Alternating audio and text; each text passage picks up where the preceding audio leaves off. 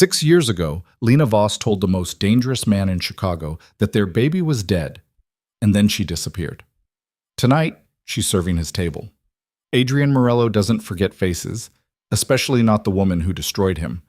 But what he doesn't know, what nobody knows, is that their daughter is very much alive, tucked into a cramped apartment on the south side while Lena works double shifts to keep them hidden. One glance across a candlelit room and 6 years of carefully built lies are about to shatter.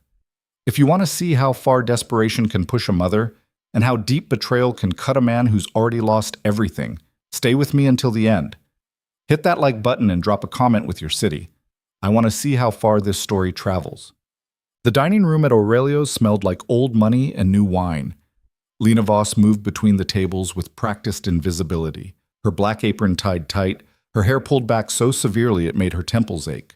She'd perfected the art of being nobody, just hands that delivered plates, a voice that murmured, "Of course," and right away, without inflection.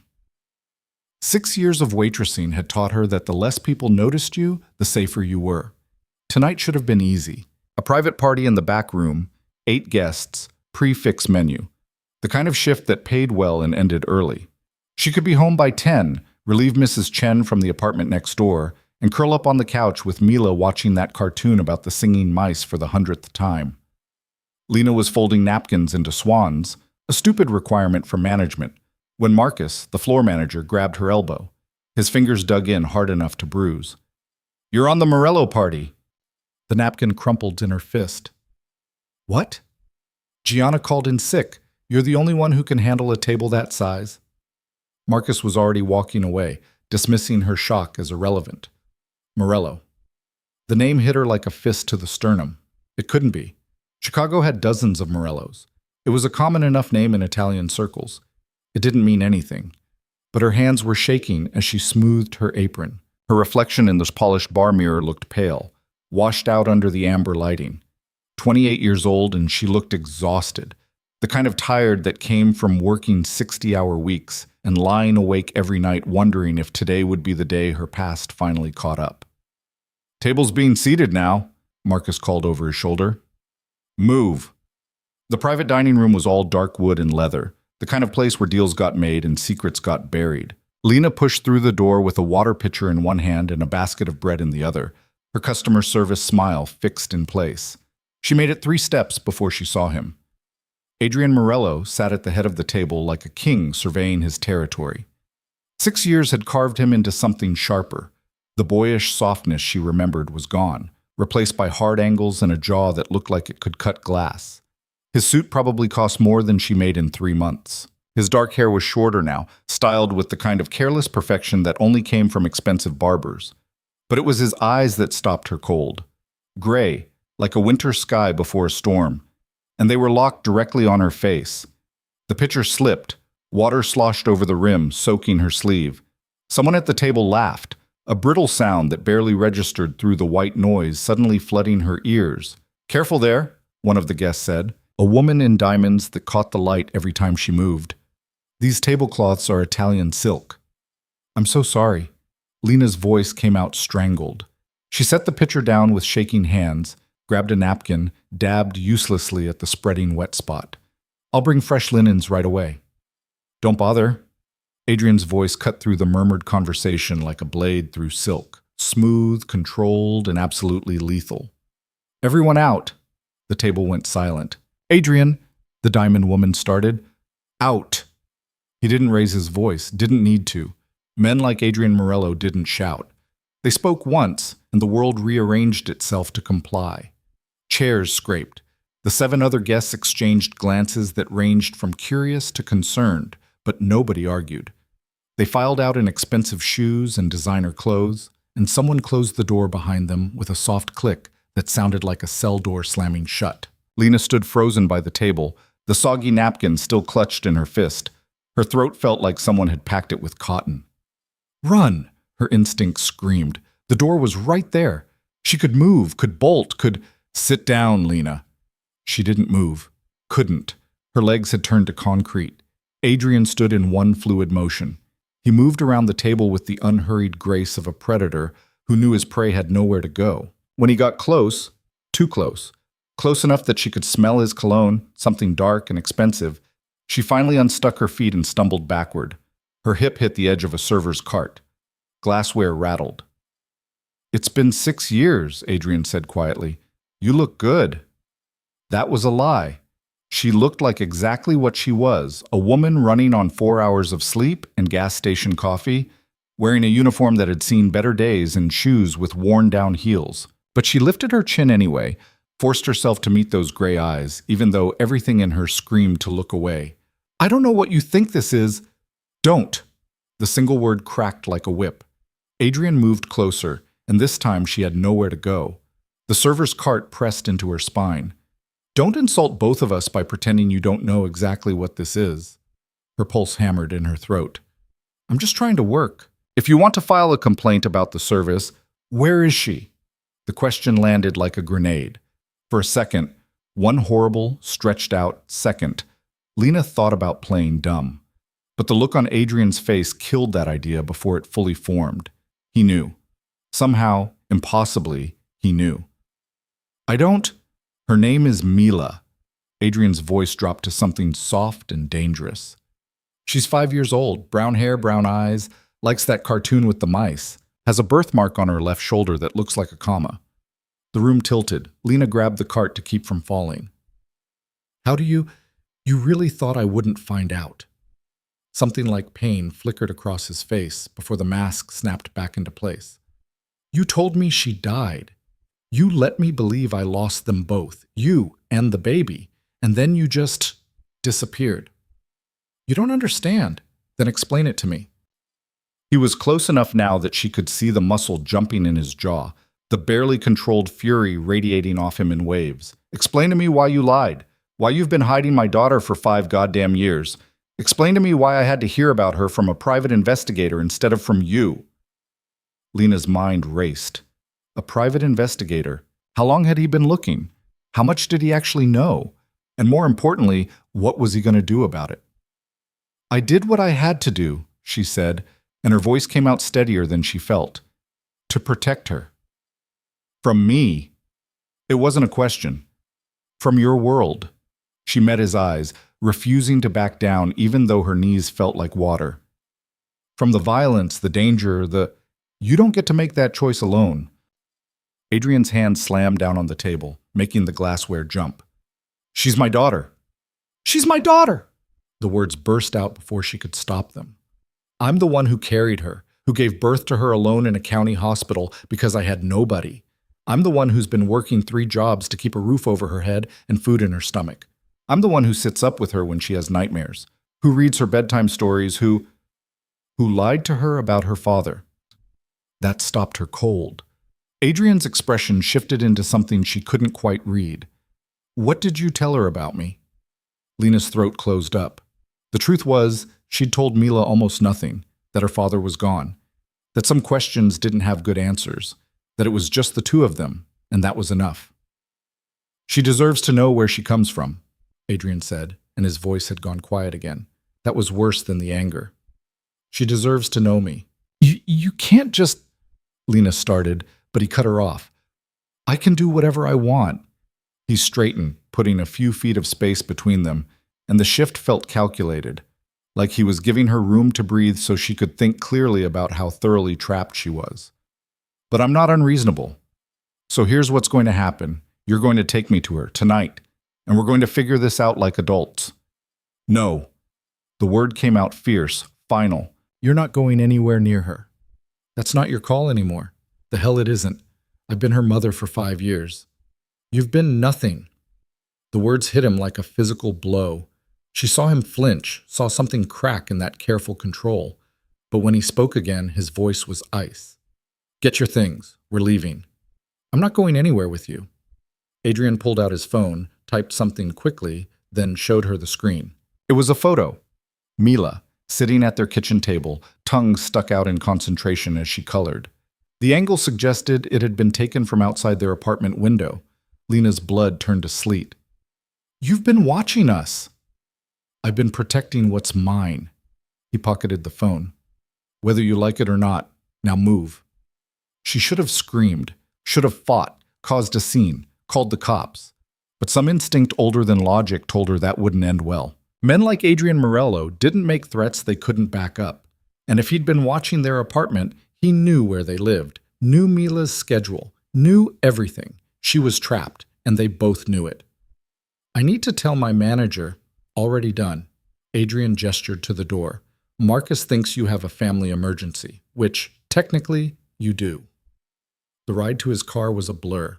She was vaguely aware of Marcus watching them leave, concern creasing his forehead, but Adrian's hand was on the small of her back, light enough to look polite, firm enough to communicate that running wasn't an option. The car was waiting at the curb, sleek, black, expensive. A driver stood by the rear door, his face professionally blank. I need to get Mila, Lena said as Adrian guided her toward the vehicle. She's with a neighbor. I can't just... Already taken care of. Her head snapped toward him. What? My people picked her up 20 minutes ago. She's safe. The world dropped out from under her. You took my daughter? Our daughter. Adrian opened the car door. And yes, get in. Lena's hands curled into fists. Every maternal instinct she had was screaming at her to fight, to claw, to do whatever it took to get to Mila. But the rational part of her brain, the part that had kept them alive and hidden for 5 years, knew that fighting would accomplish nothing. Adrian held all the cards. He had Mila. He had resources. He had power. All she had was desperation. She got in the car. The interior smelled like leather and money. Adrian slid in beside her and the door closed with a heavy thunk that sounded like fate sealing itself. The driver pulled away from the curb without a word. If you've heard her, Lena started. She's fine. Better than fine, actually. Last I checked, she was having ice cream with my sister. Your sister? Gianna. She has 3 kids of her own, knows how to handle a scared 5-year-old. Adrian's voice softened fractionally. She's not scared, by the way. Mila. Apparently she thinks she's on an adventure. That sounded like Mila. Brave, curious, utterly fearless in ways that terrified Lena on a daily basis. She'd gotten that from her father. Where are we going? My place. We need to talk without interruption. Adrian pulled out his phone again, scrolled through something. And you need to see that she's okay. Lena watched the city slide past the window. They were heading north into the neighborhoods where the buildings got taller and the lights got brighter. Old money territory. The kind of place where people like her only entered through service entrances. How long have you known? She asked quietly. About Mila. Adrian was silent for a long moment. When he finally answered, his voice was carefully neutral. 3 months? Give or take. 3 months. He'd known for 3 months and hadn't made a move until tonight. That didn't fit the Adrian she remembered. The one who acted on impulse and instinct, who loved fast and fought hard. 6 years had changed him, made him patient. That should have been reassuring. It wasn't. Why wait? She asked. Because I needed to be sure. And because I needed to know why you did it. He turned to look at her, and the intensity in those gray eyes made her want to disappear into the leather seat. I've spent 3 months trying to understand what would make you lie about something like this. And I still don't have an answer that makes sense. I told you, I was protecting her. From what? Me? He laughed, but there was no humor in it. I loved you, Lena. I would have given you anything, would have moved mountains to keep you both safe. But you didn't give me the chance. You just left. The accusation hung in the air between them. She wanted to explain, to make him understand the terror that had driven her away. The night she'd overheard his father talking about the family business, the violence, the bodies, the enemies who'd use any weakness they could find. The way his mother had looked at her like she was something disposable. But how could she explain that to a man who'd grown up in that world, who probably thought it was normal? You wouldn't understand, she said finally. Try me. Before she could answer, the car pulled up in front of a building that looked like it cost more than every place Lena had ever lived combined. Glass and steel stretched up into the night sky, lit from within like a beacon. The driver opened her door, and Adrian was already out, waiting. Come on, he said. She's upstairs. The lobby was all marble and modern art. A security guard nodded at Adrian with the kind of deference reserved for people who owned the building. Which, Lena realized as they stepped into a private elevator, he probably did. Penthouse, Adrian said, and the elevator began to rise. Lena's stomach dropped with every floor they passed. She'd spent 5 years building a life for Mila, small, cramped, but safe. Now Adrian was going to show her daughter this world of wealth and power, and how could she compete with that? How could a 2-bedroom apartment with water stains on the ceiling compete with a penthouse in the sky? The elevator opened directly into an apartment that looked like something out of a magazine. Floor-to-ceiling windows overlooked the entire city. Modern furniture arranged with the kind of casual perfection that took professional decorators. And in the middle of it all, sitting cross-legged on an obscenely expensive rug, was Mila. She was building something with blocks, expensive wooden ones, not the plastic kind Lena bought at discount stores, while a dark-haired woman watched from the couch. The woman looked up when the elevator opened, and her face broke into a smile that was so much like Adrian's it was unsettling. "There you are," she said, standing. "She's been perfect. Haven't you, sweetheart?" Mila looked up, and when she saw Lena, her face lit up. "Mama!" She scrambled to her feet and ran, launching herself into Lena's arms with the total confidence of a child who'd never doubted she'd be caught. Lena held her tight, breathing in the familiar scent of the strawberry shampoo they used, feeling the solid weight of her daughter's body and knowing that everything was about to change. "I'm okay, Mama," Mila said into her shoulder. "The nice lady gave me ice cream, 3 scoops." "That's wonderful, baby," Lena's voice cracked. She pulled back to look at Mila's face, checking for any sign of fear or distress, but her daughter just grinned up at her, gap-toothed and delighted. "And she let me play with her phone. I watched the mouse cartoon." "Mila, you shouldn't—" "It's fine," Gianna said, coming over. She was beautiful in the effortless way rich women were, her clothes casual but clearly expensive. "Hi, I'm Gianna, Adrian's sister." She extended a hand and Lena shook it automatically. "It's good to finally meet you." Finally. Like she'd been expected. Like this was some normal family gathering instead of a kidnapping disguised as reconciliation. Lena tightened her hold on Mila. "We should go. It's past her bedtime." "Actually," Adrian said from behind her, "you're staying here tonight." She spun around. "Excuse me?" "Your apartment isn't safe anymore." His expression was unreadable. "Too many people know about it now. About her. Until I can figure out how to handle this, you're both staying here. You can't just—" "I can, and I am." He crouched down to Mila's level, and Lena watched her daughter's eyes go wide. "Hi, Mila. I'm Adrian. I'm a friend of your mom's." Mila studied him with the serious consideration only children could manage. "You're very tall." Adrian's mouth twitched, almost a smile. "You're very observant." "Mama says that too." Mila tilted her head. "Are you really her friend?" "She doesn't have very many." Something in Lena's chest cracked, out of the mouths of babes. "We used to be very good friends," Adrian said carefully. "A long time ago." "Why aren't you friends anymore?" "That's complicated, sweetheart," Lena cut in before Adrian could answer. "And it's way past your bedtime." "But I'm not tired." Mila's protest was cut off by a yawn that made a liar out of her. "Come on." Gianna stood, gathering up a bag that Lena hadn't noticed before. "I had my assistant put together some things for her. Pajamas, toothbrush, that kind of thing. The guest room's all set up." She led them down a hallway that seemed to stretch forever.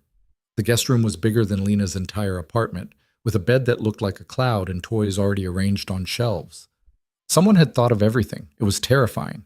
Lena got Mila changed and tucked in, reading her the bedtime story that Gianna had somehow known to include in the bag of supplies. By the time she finished, Mila was already drifting, her eyes heavy. "Mama," she mumbled, "is this a dream?" "No, baby. It's real. I like it here." Mila's eyes closed. "It's nice." Lena sat on the edge of the bed long after Mila's breathing evened out into sleep. Through the door, she could hear low voices, Adrian and his sister talking. About her. About Mila. About what came next. She should run, grab Mila and bolt while she had the chance. But where would she go? Adrian had found them once. He'd find them again. And now that he knew about Mila, now that he'd seen her, he wasn't going to let them go. When she finally emerged from the bedroom, Gianna was gone and Adrian was standing by those enormous windows, looking out at the city. He'd taken off his jacket, loosened his tie. The gesture made him look almost human. She's asleep, Lena said. Adrian nodded without turning around. Gianna left information for a pediatrician. Mila needs to be checked out. Make sure she's up to date on everything. She's fine. I take her to the clinic. A real doctor, Lena, not a free clinic. Now he did turn, and his expression was hard. She's my daughter. She's going to have the best of everything. She has everything she needs. Does she? Adrian moved closer, and Lena forced herself not to back away. Does she have new clothes that aren't hand-me-downs? Does she have her own room that doesn't have peeling paint and mold in the corners? Does she have anything beyond the bare minimum? She has a mother who loves her. She deserves that and more. His jaw tightened. And whether you like it or not, she's going to get it. They stared at each other in that expensive room with the city sprawled out below them like a kingdom waiting to be claimed. Lena thought about the life she'd built, small, careful, safe. And she thought about what Adrian could offer, wealth, power, protection. What do you want from me? She asked quietly. Adrian's expression shifted into something she couldn't read. I want the truth. All of it. Why you really left. Why you lied.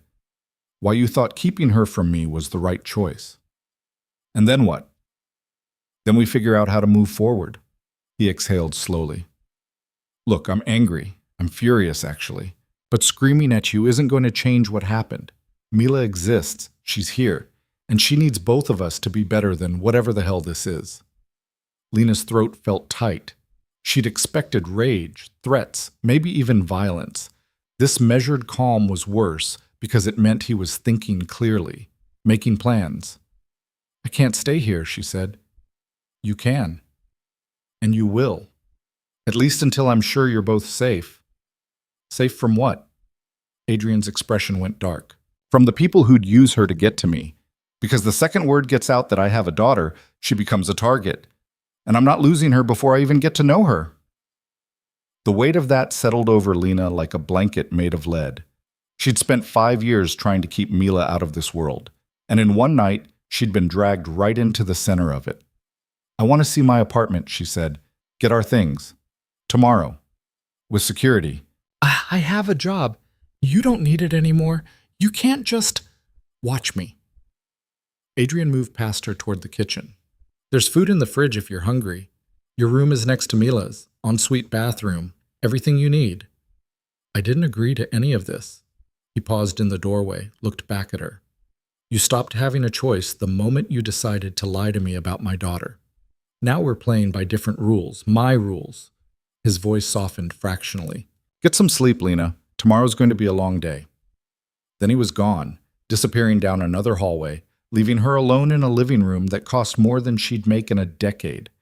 Lena sank onto the couch and dropped her head into her hands.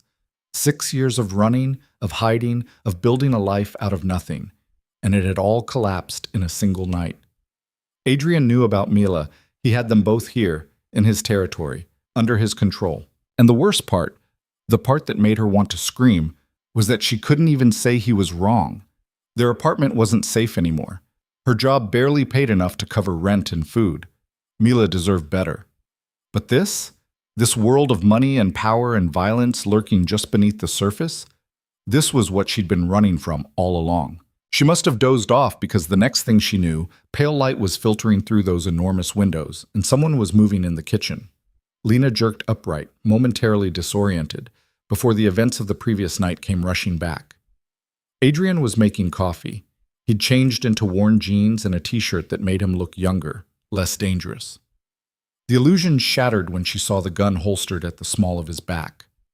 Morning, he said without looking at her. Coffee? Is Mila still asleep? I checked on her an hour ago. He poured 2 cups, brought one over. We need to talk. Lena accepted the coffee because she needed something to do with her hands. It was good, better than the instant stuff she bought in bulk from the discount store. Adrian sat across from her, cradling his own mug. My family wants to meet her. No, it wasn't a request. He held up a hand before she could protest. Lena, I've kept this quiet for 3 months while I figured out what to do. But my father knows. My mother knows. And they want to meet their granddaughter. The thought of Mila meeting the Morello family, the same people whose conversations had terrified Lena into running, made her stomach turn. She's 5 years old.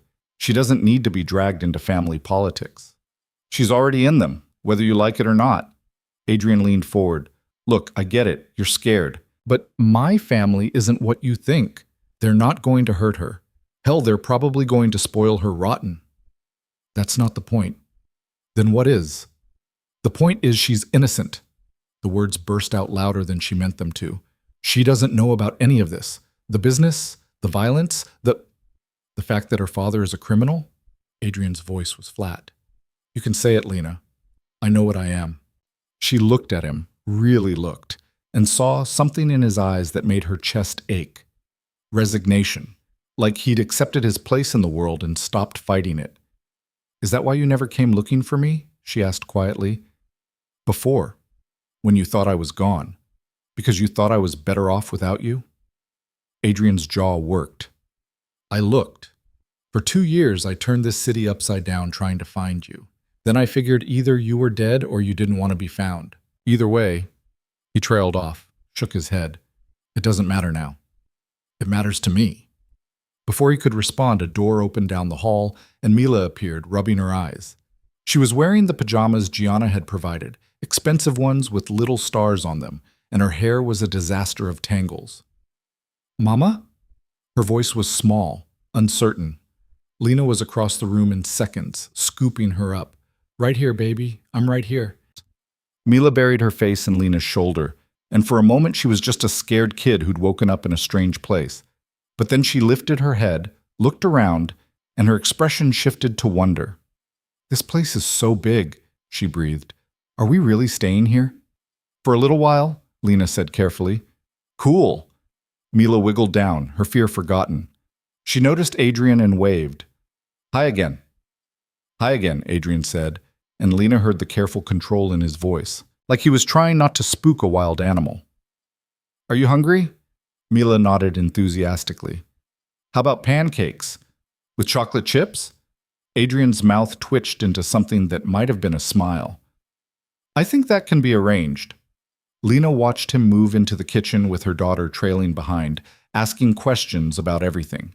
The fancy coffee maker, the huge refrigerator, why the windows were so big. And Adrian answered every single one with patience she hadn't known he possessed. This was the part she hadn't prepared for. The part where Adrian wasn't a threat or an enemy, but just a man trying to connect with his daughter. A man who'd missed 5 years of her life because Lena had taken it from him. The guilt hit her like a physical blow. She sank onto a bar stool, watching them work together to mix pancake batter, and something in her chest cracked open. Maybe she'd been wrong. Maybe... A phone rang, shattering the moment. Adrian glanced at the screen and his expression hardened. I need to take this. He looked at Mila. Can you stir this while I'm gone? Don't let it get lumpy. I got it. Mila grabbed the spoon with both hands, suddenly very serious about her job. Adrian stepped out onto the balcony, and even through the glass, Lena could see the change in his posture. The softness vanished, replaced by the cold authority she remembered. He was gesturing sharply, voice raised just enough that she caught fragments. Don't care what he wants. Not negotiable. Handle it. When he came back inside, his face was a mask. Something came up. I need to go out for a few hours. We'll go too. No. The word was sharp. You stay here, both of you. Security's posted downstairs. Don't leave the apartment. You can't keep us prisoner, Kindlemo. I'm keeping you safe. There's a difference. He grabbed his jacket from where he'd draped it over a chair. I'll be back by lunch. Make yourselves at home. Then he was gone, the elevator doors closing behind him before Lena could form a protest. Mila looked up from her pancakes. Where'd he go? Work, Lena said, because what else could she say? Your father has a meeting, probably about illegal things, possibly dangerous things. But don't worry, we're just going to sit here in this golden cage and wait. They ate breakfast in that enormous kitchen, Mila chattering about how good the pancakes were, how she could see the whole city from the windows, how she hoped they could stay forever. And Lena smiled and nodded and tried not to think about how quickly her daughter was falling in love with the life she couldn't provide. Couldn't provide. That was the hell of it. She'd worked herself to exhaustion for 5 years trying to give Mila everything. But one night in Adrian's world, and it was clear, Everything she'd done wasn't enough, would never be enough. The realization settled in her bones like frost. Hours crawled by. Lena tried to keep Mila entertained. They watched cartoons on a TV bigger than their couch back home, colored in expensive coloring books that had appeared from somewhere, played with toys that must have cost hundreds of dollars. And the whole time, Lena felt the walls closing in. When Adrian finally returned, it was past 2. He looked tired, his jaw tight with tension, but he softened when he saw Mila had fallen asleep on the couch, crayon still clutched in one hand. She was up late, Lena said quietly. The excitement caught up with her. Adrian nodded, moved to the couch, and carefully lifted Mila into his arms. She stirred but didn't wake, just curled into his chest like she'd done it 1,000 times before. Something in Lena's throat tightened as she watched him carry their daughter to the bedroom, lay her down gently, pull the blanket up to her chin. He stood there for a moment, just looking at her, and the expression on his face was so raw it hurt to witness.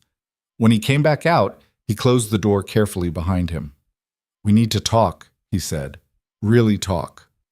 Lena nodded because there was no avoiding it anymore. They sat at opposite ends of that expensive couch, the silence stretching between them like a chasm. "Tell me," Adrian said finally. "Tell me why you left. And don't give me the bullshit about protecting her. I want the real reason." So she did. She told him about that night 6 years ago, when she'd overheard his father talking about a rival family, about the details, graphic, brutal details, of what happened to people who crossed them. She told him about his mother's cold assessment that Lena was a liability, that the pregnancy made things complicated, that maybe it would be better if she just disappeared. She told him about the fear that had gripped her, about realizing she was carrying a child into a world where life was cheap and loyalty was bought with blood. "I went to the clinic the next day," she said, her voice barely above a whisper. "Told them I'd miscarried, filed paperwork, made it official." She looked at her hands. "Then I left. Changed my name, moved to a different part of the city, started over."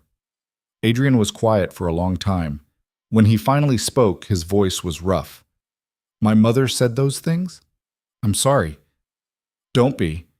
He stood abruptly, paced to the windows. "I knew my family could be ruthless, but I didn't know—" He stopped, shoulders rigid. "Did she threaten you directly?" "No, but she didn't have to. I heard enough." Adrian's reflection in the glass looked haunted. "You should have told me." "Would it have changed anything?" He turned to face her. "I would have protected you." "From your own family?" Lena shook her head. "Adrian, you were 22. You were still trying to prove yourself to your father. What were you going to do?" "I don't know, but I would have done something." His hands curled into fists. "Instead, you made the choice for both of us." "I made the only choice I could."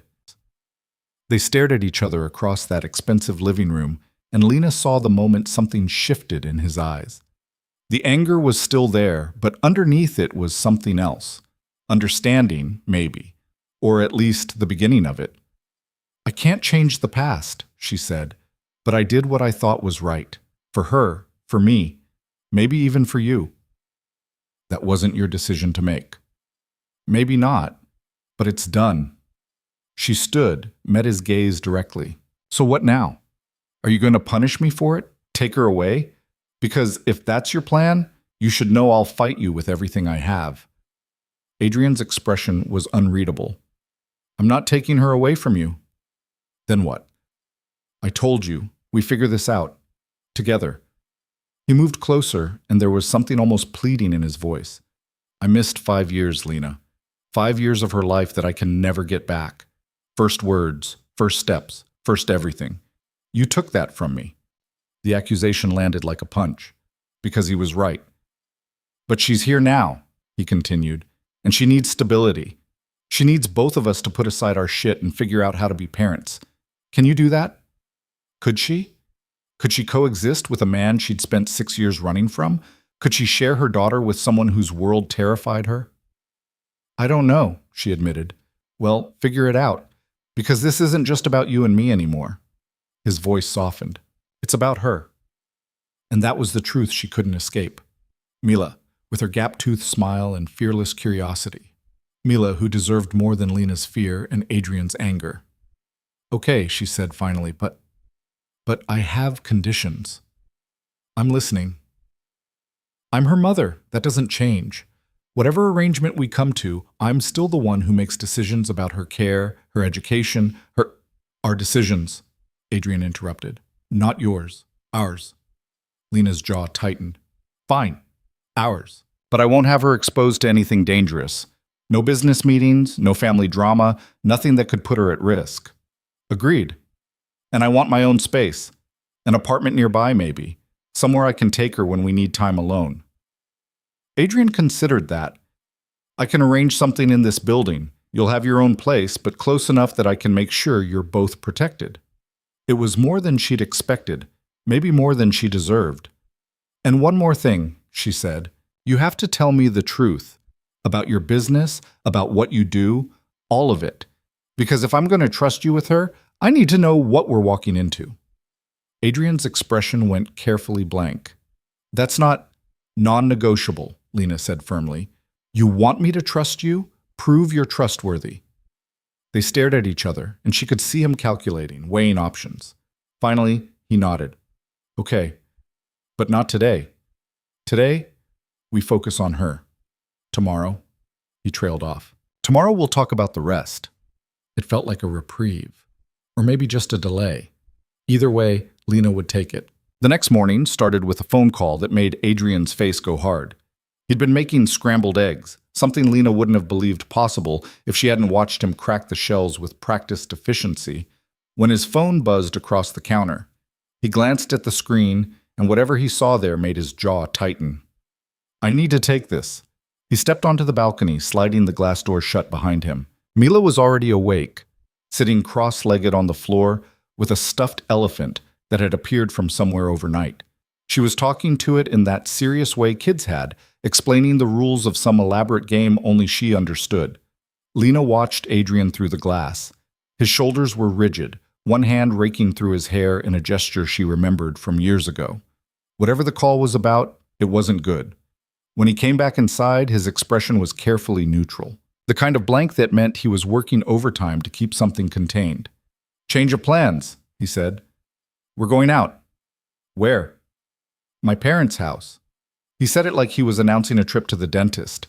They want to meet Mila. Today. Lena's stomach dropped. No, we talked about this. I need more time. We don't have more time. Adrian moved to the stove, turned off the burner. My father's been patient. That call was him informing me, not asking. So we're going. You can't just... Lena. He turned to face her, and his voice was low enough that Mila couldn't hear. This is happening whether you like it or not. You can either come with me and help manage it, or I can take her myself. Your choice. The threat was clear, and the hell of it was, he wasn't bluffing. Fine. The word came out sharp.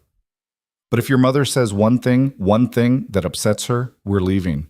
Deal. They left an hour later after Adrian made some calls that resulted in a bag of clothes appearing for both Lena and Mila. Expensive stuff, tasteful, exactly the right sizes. Lena wanted to refuse on principle, but her waitress uniform was hardly appropriate for meeting the family, and Mila's excitement over a new dress with actual pockets killed any protest before it formed. The car ride took them out of the city proper and into the suburbs, where the houses had gates and the lawns looked like something from a magazine. Adrian was tense beside her, one hand drumming on his knee in a restless rhythm that betrayed his carefully controlled expression. Are you nervous? Lena asked quietly. No. Then after a pause, maybe. I don't know what they're going to say. About me? About all of it.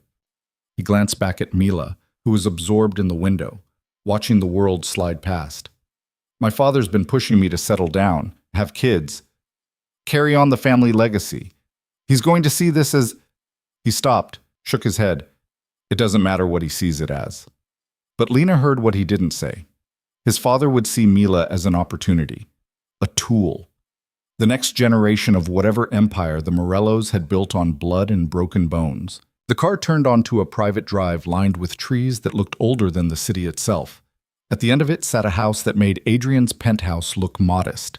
Stone and glass, sprawling across perfectly manicured grounds, with a fountain out front that probably cost more than Lena's entire life savings. Jesus, she breathed. Yeah. Adrian's voice was flat. Welcome to the family. The front door opened before they even got out of the car. A woman emerged, petite, elegant, with dark hair going silver at the temples and eyes that missed nothing. She was wearing a cream-colored dress that probably cost thousands, and her smile was warm enough that Lena almost believed it was genuine. Almost. Adrian?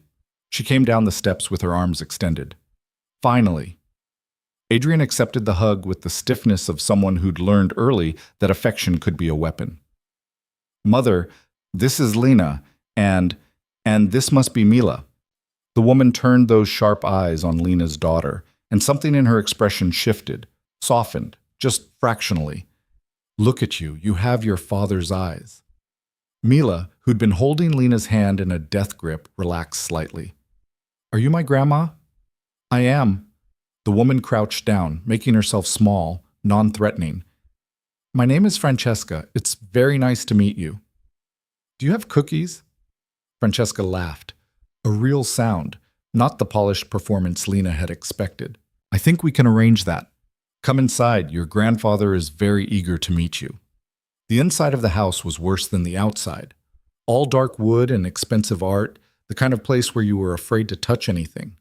But Mila seemed unfazed, her hand slipping from Lena's as she followed Francesca down a hallway hung with family portraits. Adrian caught Lena's arm before she could follow. My mother can be intense, but she won't hurt Mila. That's not how she operates. How does she operate? With words. Everything's a negotiation. Just don't let her back you into any corners. He paused. And don't believe everything she says. That wasn't reassuring. They found Mila in what looked like a library, standing in front of a massive desk where a man sat like a king, surveying his territory. He was older than Lena expected, probably pushing 70, but his eyes were sharp and calculating. The same gray as Adrian's, but harder, colder. This was the man she had heard talking about broken bones and disappeared rivals. This was the head of the Morello family. So, he said, not standing. This is my granddaughter. Mila, who'd been remarkably brave so far, suddenly looked very small. She took a step back, bumped into Francesca's legs, and Lena was across the room in seconds. Mila, come here. But Francesca's hand on Mila's shoulder stopped her. It's all right. Your grandfather can be a bit intimidating, but he's harmless. Aren't you, Vincent? Vincent Morello's mouth twitched. Harmless. That's a new one. But when he looked at Mila again, something in his expression shifted. You look like your grandmother did at that age. Same stubborn chin. My mama says my chin is perfect. Mila's voice was defiant, loyal in the way only children could be. Vincent actually smiled. Your mama is right. Come here, child. I have something for you. He pulled open a drawer and extracted a box. When he opened it, Lena caught the flash of something gold inside. A necklace, delicate and clearly expensive.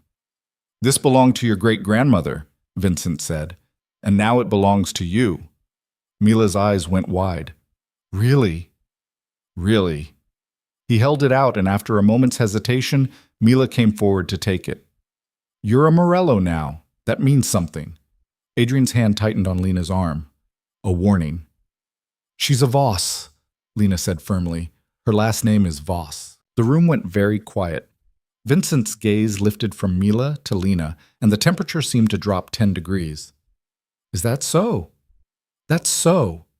Lena lifted her chin, refusing to back down even though every survival instinct she had was screaming at her to shut up. And she's 5 years old. Whatever this is, she gestured at the room, the house, the barely concealed power dynamics playing out. She doesn't need to be part of it yet. Lena, Adrian started, but Vincent held up a hand. No, let her speak. He leaned back in his chair, studying Lena with the kind of attention that made her skin crawl. You have opinions about my family, about how we operate. I'd like to hear them. It was a trap. Had to be. But Lena was too far in to back out now. I think, she said carefully, that Mila deserves a childhood. One where she's not treated like a pawn, or a legacy, or anything, except a kid who likes cartoons and ice cream. Vincent's expression didn't change. And you think we can't give her that? I think you'll try. But I also think your world comes with strings attached. And I'm not ready to tie my daughter to them. The silence stretched out like a knife blade. Then, impossibly, Vincent laughed. She's got fire, he said to Adrian. I'll give you that. She's also right, Francesca said quietly, from where she stood with Mila. The child doesn't need to be burdened with family business. Not yet. Vincent waved a hand dismissively. Fine. The girl stays innocent. For now. He looked at Mila, who was examining the necklace with the kind of reverence only a 5-year-old could muster. But she's still my granddaughter. That doesn't change. Nobody's saying it does, Adrian said, and there was an edge to his voice Lena hadn't heard before. But Lena's her mother. What she says goes. Vincent's gaze sharpened on his son. Is that how this is going to work? That's how it has to work. Father and son stared at each other, and Lena felt the weight of years of unspoken conflict pressing down on the room. This wasn't just about Mila. This was something older, deeper. Finally, Vincent nodded. Very well, but the child will be protected. That's not negotiable. Agreed, Adrian said. And she'll be provided for. Education, healthcare, everything she needs. Agreed. And Vincent's eyes cut to Lena. Her mother will be taken care of as well. I assume you're handling that. I am. Good. Vincent stood, and the casual power in the gesture made Lena's stomach tighten.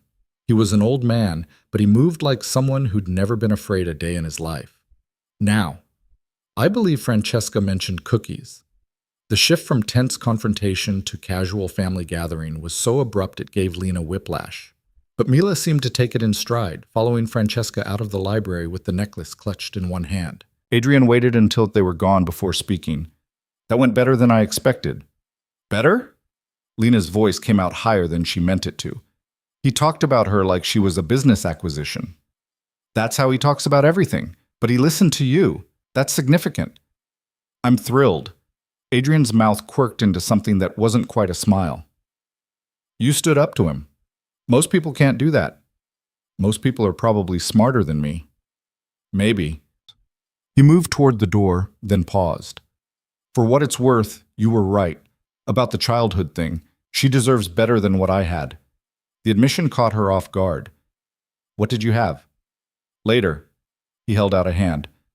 Come on, let's make sure my mother's not filling her head with family mythology. They found Mila and Francesca in a kitchen that looked like something from a cooking show, all marble counters and professional-grade appliances. Mila was standing on a stool, helping to arrange cookies on a plate with the kind of concentration usually reserved for heart surgery. She's a natural, Francesca said, not looking up. Very precise. She gets that from her mother, Adrian said. Francesca glanced at Lena, and something passed between them. An assessment, maybe, or a challenge. You must have been very frightened, Francesca said quietly. 6 years ago. Lena went still. I remember the conversation you overheard. Francesca's voice was matter of fact. Vincent has many strengths, but volume control isn't one of them. And I remember saying things I shouldn't have. Things I regret. You said I was a liability. I said you were young and unprepared for this life, which was true. Francesca met her eyes directly. But I didn't mean you should disappear. I meant Adrian should have protected you better. Adrian's expression went tight. I didn't know she was listening. You should have assumed. Francesca turned back to the cookies. We forget sometimes that not everyone is raised in this world, that the things we say casually sound like threats to outsiders. She paused. I frightened you. I'm sorry. The apology was so unexpected that Lena didn't know how to respond. She'd spent 6 years building a version of Francesca Morello in her head, cold, calculating, dangerous. The woman in front of her seemed almost human. I protected my daughter, Lena said finally. That's what mothers do. Yes, they do. Francesca smiled, but there was sadness in it. And now you're afraid I'll take her from you. The thought crossed my mind. I won't, but I would like to know her, if you'll allow it. Lena looked at Mila, who was sneaking a cookie when she thought no one was watching. Her daughter. Her responsibility. And now, apparently part of this family, whether Lena liked it or not. Supervised visits, she heard herself say, until I'm comfortable. That's fair. Francesca extended a hand, and after a moment, Lena shook it. Thank you for giving her a life, even when it was hard. Thank you for keeping her safe. The words hit harder than they should have, because keeping Mila safe had been hard. Impossibly hard sometimes, when the bills piled up and the apartment got too cold and Lena worked doubles just to afford groceries. But she'd done it, alone. Mama, look! Mila held up a cookie shaped like a star. I made this one for you. It's beautiful, baby. They stayed for lunch, which turned into dinner because Mila was having too much fun to leave. Vincent disappeared into his office after the meal, but Francesca stayed, showing Mila a garden out back that had a koi pond and flowers Lena couldn't name. She's good with her, Adrian said from where he stood beside Lena on the terrace. They were watching through the windows as Francesca and Mila crouched by the pond, pointing at fish. Your mother's not what I expected. She's complicated. They both are. Adrian leaned against the railing. But they mean what they said about taking care of you, both of you. I don't need taking care of. Lena, he turned to face her. You've been living on poverty wages for 5 years, working yourself to exhaustion. Let us help. I don't want your money. It's not about money. It's about Mila having opportunities. Good schools, safe neighborhoods, a future that isn't limited by how many shifts you can pick up. He was right, and she hated it. Hated that he could swoop in and offer solutions to problems she'd been breaking herself against for years. I want to keep working, she said. Not at Aurelio's, maybe, but something. I can't just sit around in your penthouse playing house. So don't. Find something you actually want to do. Go back to school. Start a business. Whatever. His voice softened. You get to choose now. That's the point. And what do you get out of this? I get to know my daughter. The raw honesty in his voice made her chest ache. That's all I want. They were interrupted by Mila running inside, breathless with excitement. Mama, Grandma Francesca says I can come back next week and feed the fish. Can I please? Lena looked at Adrian, who shrugged, then at Francesca, who was standing in the doorway with a knowing smile. We'll see, she said, which was parent code for yes, and Mila knew it. She shrieked with delight and ran back outside to examine the koi pond more closely. You're going to spoil her, Lena said to Francesca. That's what grandmothers are for. The drive back to the city was quiet. Mila fell asleep in her car seat, exhausted from the day, and Lena watched the suburbs give way to taller buildings and brighter lights. Adrian was quiet beside her, lost in his own thoughts. Your father? Lena said eventually. He's going to push. About Mila's last name, about her place in the family. You know that, right? I know. And? And I'll handle it. He glanced at her. But he's not entirely wrong. She should know where she comes from. All of it. The good and the bad. She's 5. I'm not talking about now, but eventually she'll have questions. And when she does, we need to be ready with answers. The we settled over Lena like a blanket she wasn't sure she wanted. A week ago, it had been just her and Mila against the world. Now there was Adrian, his parents, his whole family with their expectations and their power and their complicated history. I'm scared, she admitted quietly. Of what? That I'll lose her, not physically, but that your world will swallow her up and she'll become someone I don't recognize. Adrian was quiet for a long moment. I'm scared of that too, but for different reasons. What do you mean? I'm scared I'll screw this up. He stared out the window. I don't know how to be a father. My own wasn't exactly a model of parenting excellence, and I keep thinking about all the ways I could damage her without even meaning to. The vulnerability in his voice caught her off guard. This was a side of Adrian she'd never seen, uncertain, questioning, human in ways that had nothing to do with power or control. You're already doing better than you think, she said. How do you figure? You're worried about it. That means you care. She paused. Bad parents don't worry they're bad parents. Adrian huffed something that might have been a laugh. That's a low bar. Maybe, but it's a start. They pulled up to his building, and Adrian carried Mila inside while Lena gathered the bag of things Francesca had insisted they take home. More clothes for Mila, toys, books. The necklace, carefully wrapped in tissue paper. Once Mila was tucked into bed, still wearing the dress because she'd refused to take it off, Lena found Adrian in the kitchen pouring whiskey into 2 glasses. "You said we'd talk," she said, "about your business, about what you actually do." Adrian slid one of the glasses toward her. "You sure you want to know?" "No, but I need to." He took a long drink before speaking.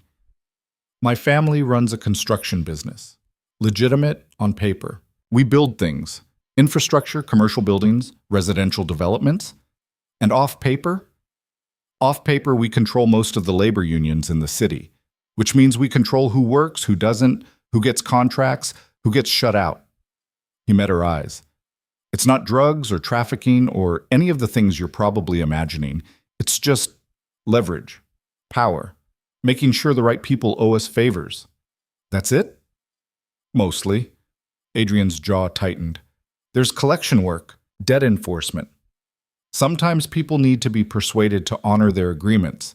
But it's not. We're not the mob you see in movies. We don't execute people in the street." "But you hurt them." He didn't deny it. "When necessary." Lena took a drink. The whiskey burned going down. "Have you? Hurt people?" "Yes." "Recently?" "Define recently." "In the last year." Adrian was quiet.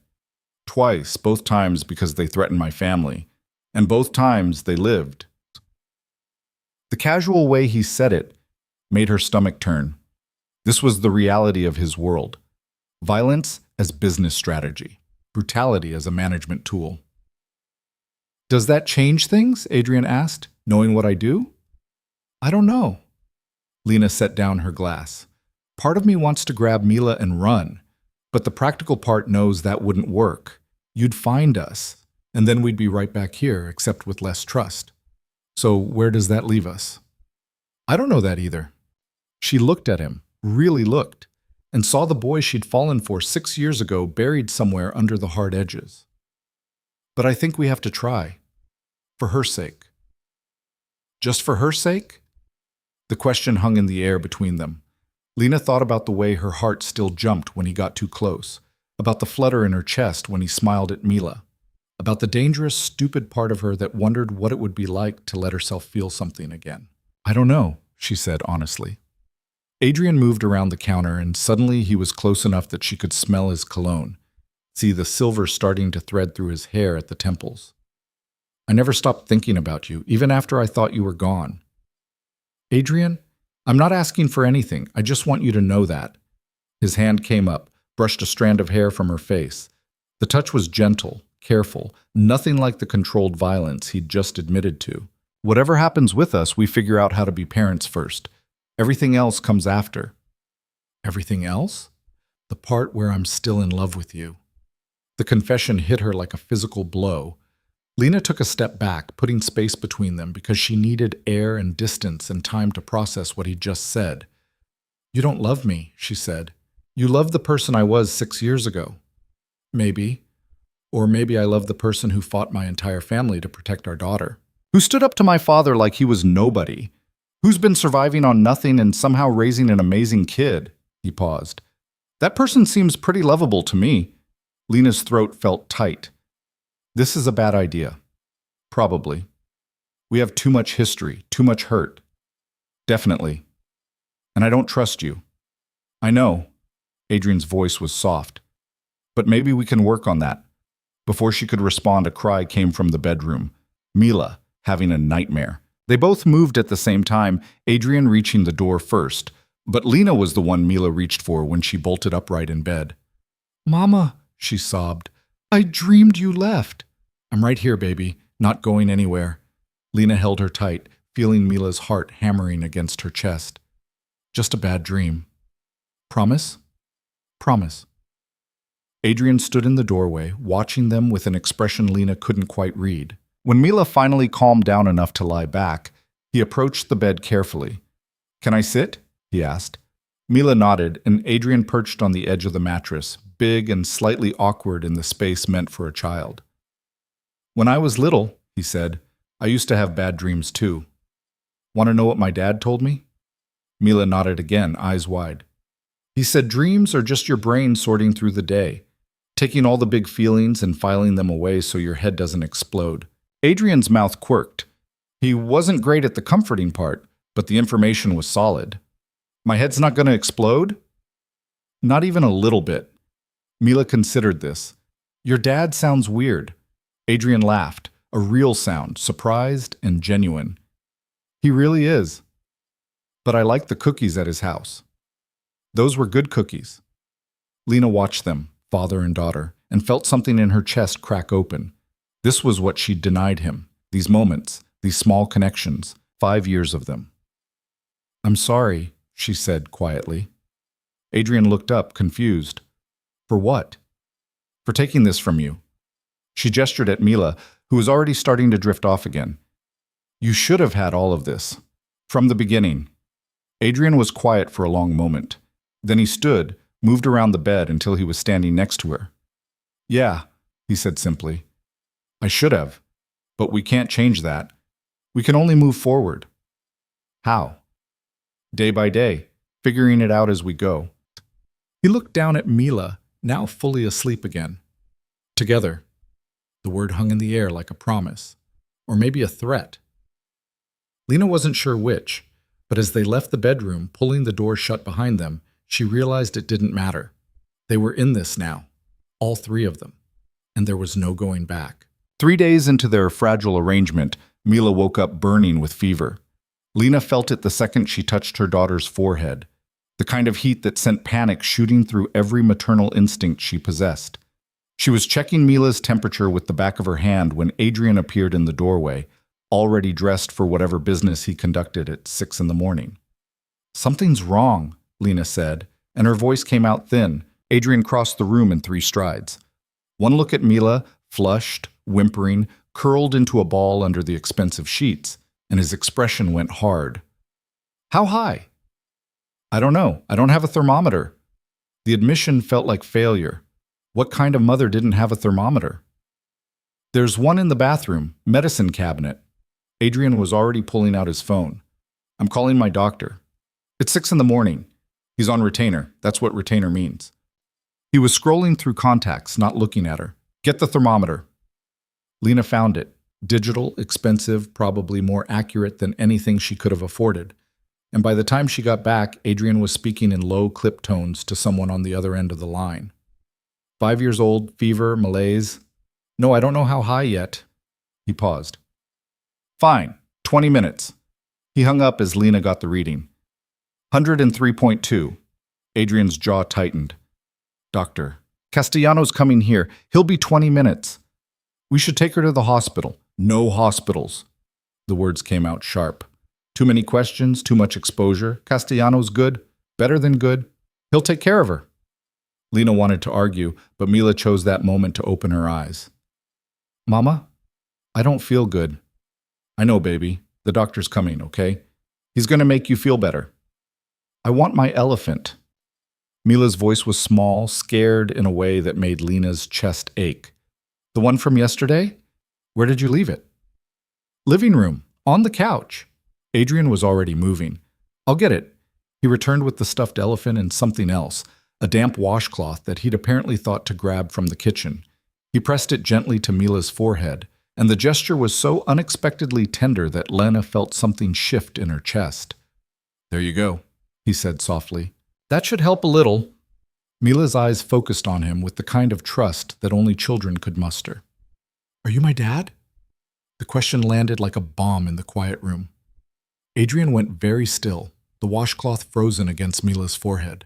His eyes cut to Lena, silent question written all over his face. This was the conversation Lena had been dreading, the one she'd known was coming but had hoped to control, to manage, to ease into gently when the time was right. Not like this. Not when Mila was sick and scared and looking for comfort. Yes, Lena heard herself say. He is. Mila's brow furrowed. But you said my dad was gone. I said he was away.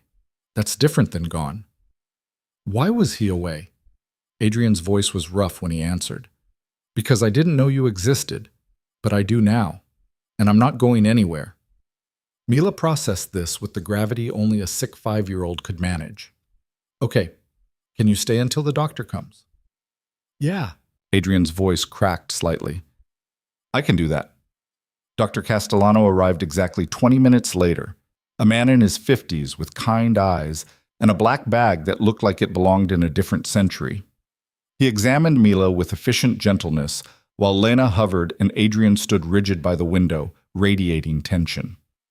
Looks like flu, Castellano said finally. The good news is she's young and strong. The bad news is it's going to get worse before it gets better. High fever, body aches, probably some vomiting. What do we do? Lena asked. Fluids, rest, children's acetaminophen for the fever. I'll prescribe an antiviral, should help shorten the duration. He pulled out a prescription pad, scribbled something. And someone needs to stay with her. Monitor her temperature. If it hits 105 or she starts having trouble breathing, you call me immediately. I'll stay, Lena and Adrian said simultaneously. They looked at each other. Castellano cleared his throat diplomatically. Both of you staying would be ideal. Illness like this, the child needs comfort and care around the clock. After he left, with promises to check in later and instructions to call any time, Lena found herself in the strange position of being quarantined in luxury with a man she'd spent 6 years avoiding and a daughter who'd just learned the truth about her father. I'll clear my schedule, Adrian said. He was already texting someone, probably rearranging whatever shady business deals he'd had planned. Whatever needs to happen can wait. You don't have to eat. Yes, I do. He looked up from his phone. She's my daughter, and she's sick. Nothing else matters. The conviction in his voice left no room for argument, so Lena didn't try. The next 12 hours were a blur of temperature checks and medicine doses, and Mila alternating between fitful sleep and fevered wakefulness. Adrian proved surprisingly competent, changing washcloths, bringing water, reading stories in a low voice that seemed to soothe Mila even when the words didn't make sense through the fever haze. Somewhere around midnight, when Mila finally fell into deeper sleep, Lena found herself sitting on the couch with Adrian, both of them exhausted. You're good at this, she said quietly. At what? The dad thing. Adrian let out a breath that might have been a laugh. I'm faking it, just doing what seems right, and hoping I don't screw up. That's what all parents do. Even you? Especially me. Lena leaned back, closing her eyes. I had no idea what I was doing when she was born. Still don't most days. But you figure it out because you have to. Were you scared when you had her? The question pulled at something Lena had tried not to think about for 5 years. Terrified. I was alone in a county hospital. No family. No support. Just me and this tiny person who depended on me for everything. Adrian was quiet for a long moment. I should have been there. I didn't give you the chance. You thought you were protecting her. I was protecting her. Lena opened her eyes, looked at him. Your mother talked about liabilities and complications. Your father talked about rivals and revenge. I heard all of that and thought, what kind of life am I bringing a baby into? A complicated one, Adrian said, but not a bad one. How do you figure? Because she would have had me, and I would have done anything to keep her safe. Both of you. His voice dropped. I still will. The weight of that promise hung in the air between them. Lena wanted to believe it, wanted to trust that he meant it, but trust was earned, not given, and Adrian had 5 years of absence to overcome. She called you Dad, Lena said, earlier, when she asked if you'd stay. I noticed. How does that feel? Adrian's expression was complicated, like I won something I didn't deserve, and like I'm terrified I'll lose it. You won't lose her. You can't promise that. Neither can you. That's the hell of parenting. Lena stood, stretched muscles that had been tensed for hours. But we try anyway, because the alternative is worse. She checked on Mila, still sleeping, fever down slightly, and when she came back, Adrian had moved to the windows.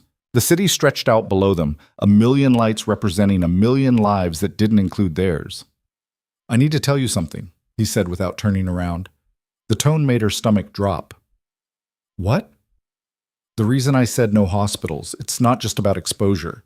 He turned to face her. There's a situation developing, rival family making moves. And if they know about Mila, if they can connect her to me, they'll use her. Lena's blood turned to ice. This is exactly what I was afraid of. Which is why I have people watching. Security on the building, surveillance on your old apartment, eyes on anyone who might pose a threat. His voice was calm, controlled. Nothing's going to happen to either of you. You can't guarantee that. No, but I can make it extremely expensive for anyone who tries. The clinical way he said it made Lena's skin crawl. This was his world. Threat assessment and countermeasures, violence as deterrent. And now Mila was part of it. What family? She asked. The Russos. They've been pushing into our territory for months. Small stuff at first, but it's escalating. Adrian moved back to the couch, sat down like the conversation was exhausting him. My father wants to hit back hard. I'm trying to find a different solution. Like what? Negotiation, compromise, things that don't end with bodies in the river. He looked at her. I'm not my father, Lena. I don't want that life for Mila. But right now, I'm caught between what he expects and what I know is right. The vulnerability in his admission caught her off guard. What does your father expect? Blood. Always blood. He thinks it's the only language people understand. Adrian's jaw tightened. And maybe he's right. But I keep thinking, what kind of man do I want Mila to see when she looks at me? Someone who solves problems with violence? Or someone who finds another way? She's 5. She doesn't need to see either. She's smart. She'll figure it out eventually. He met Lena's eyes. And when she does, I want her to be proud of me, not afraid. The raw honesty in his voice made something in Lena's chest ache. This was the boy she'd fallen for, the one who questioned everything, who wanted to be better than his circumstances. She'd thought that part of him had died, crushed under the weight of family expectations. Maybe she'd been wrong. Talk to them, she said. The Russos. See if there's a deal to be made. My father will see it as weakness. Your father isn't making this decision. You are. Lena moved closer. You said you want to be better. This is how you start. Adrian studied her face like he was looking for something. You really believe that? I believe you have a choice. We all do. She paused. I chose to run. You can choose something different. Before he could respond, a sound came from the bedroom. Mila, calling out in her sleep. They both moved at once, but it was Adrian who got there first, settling on the edge of the bed and checking her temperature with practiced efficiency now. Still elevated, he said quietly, but better than before. Mila's eyes fluttered open. Dad? The word hit him visibly. His whole body went rigid, like he'd been struck. Yeah, sweetheart, I'm here. I had a dream you left. Her voice was small, echoing what she'd said that first night. Not leaving, promise. Adrian brushed hair from her forehead. How are you feeling? Bad. Everything hurts. I know, but you're doing great, being really brave. Mama says brave people can still be scared. Adrian glanced at Lena, standing in the doorway. Your mama's smart. Are you scared? Mila asked. The question seemed to catch him off guard. Sometimes. Yeah. Of what? Of messing this up.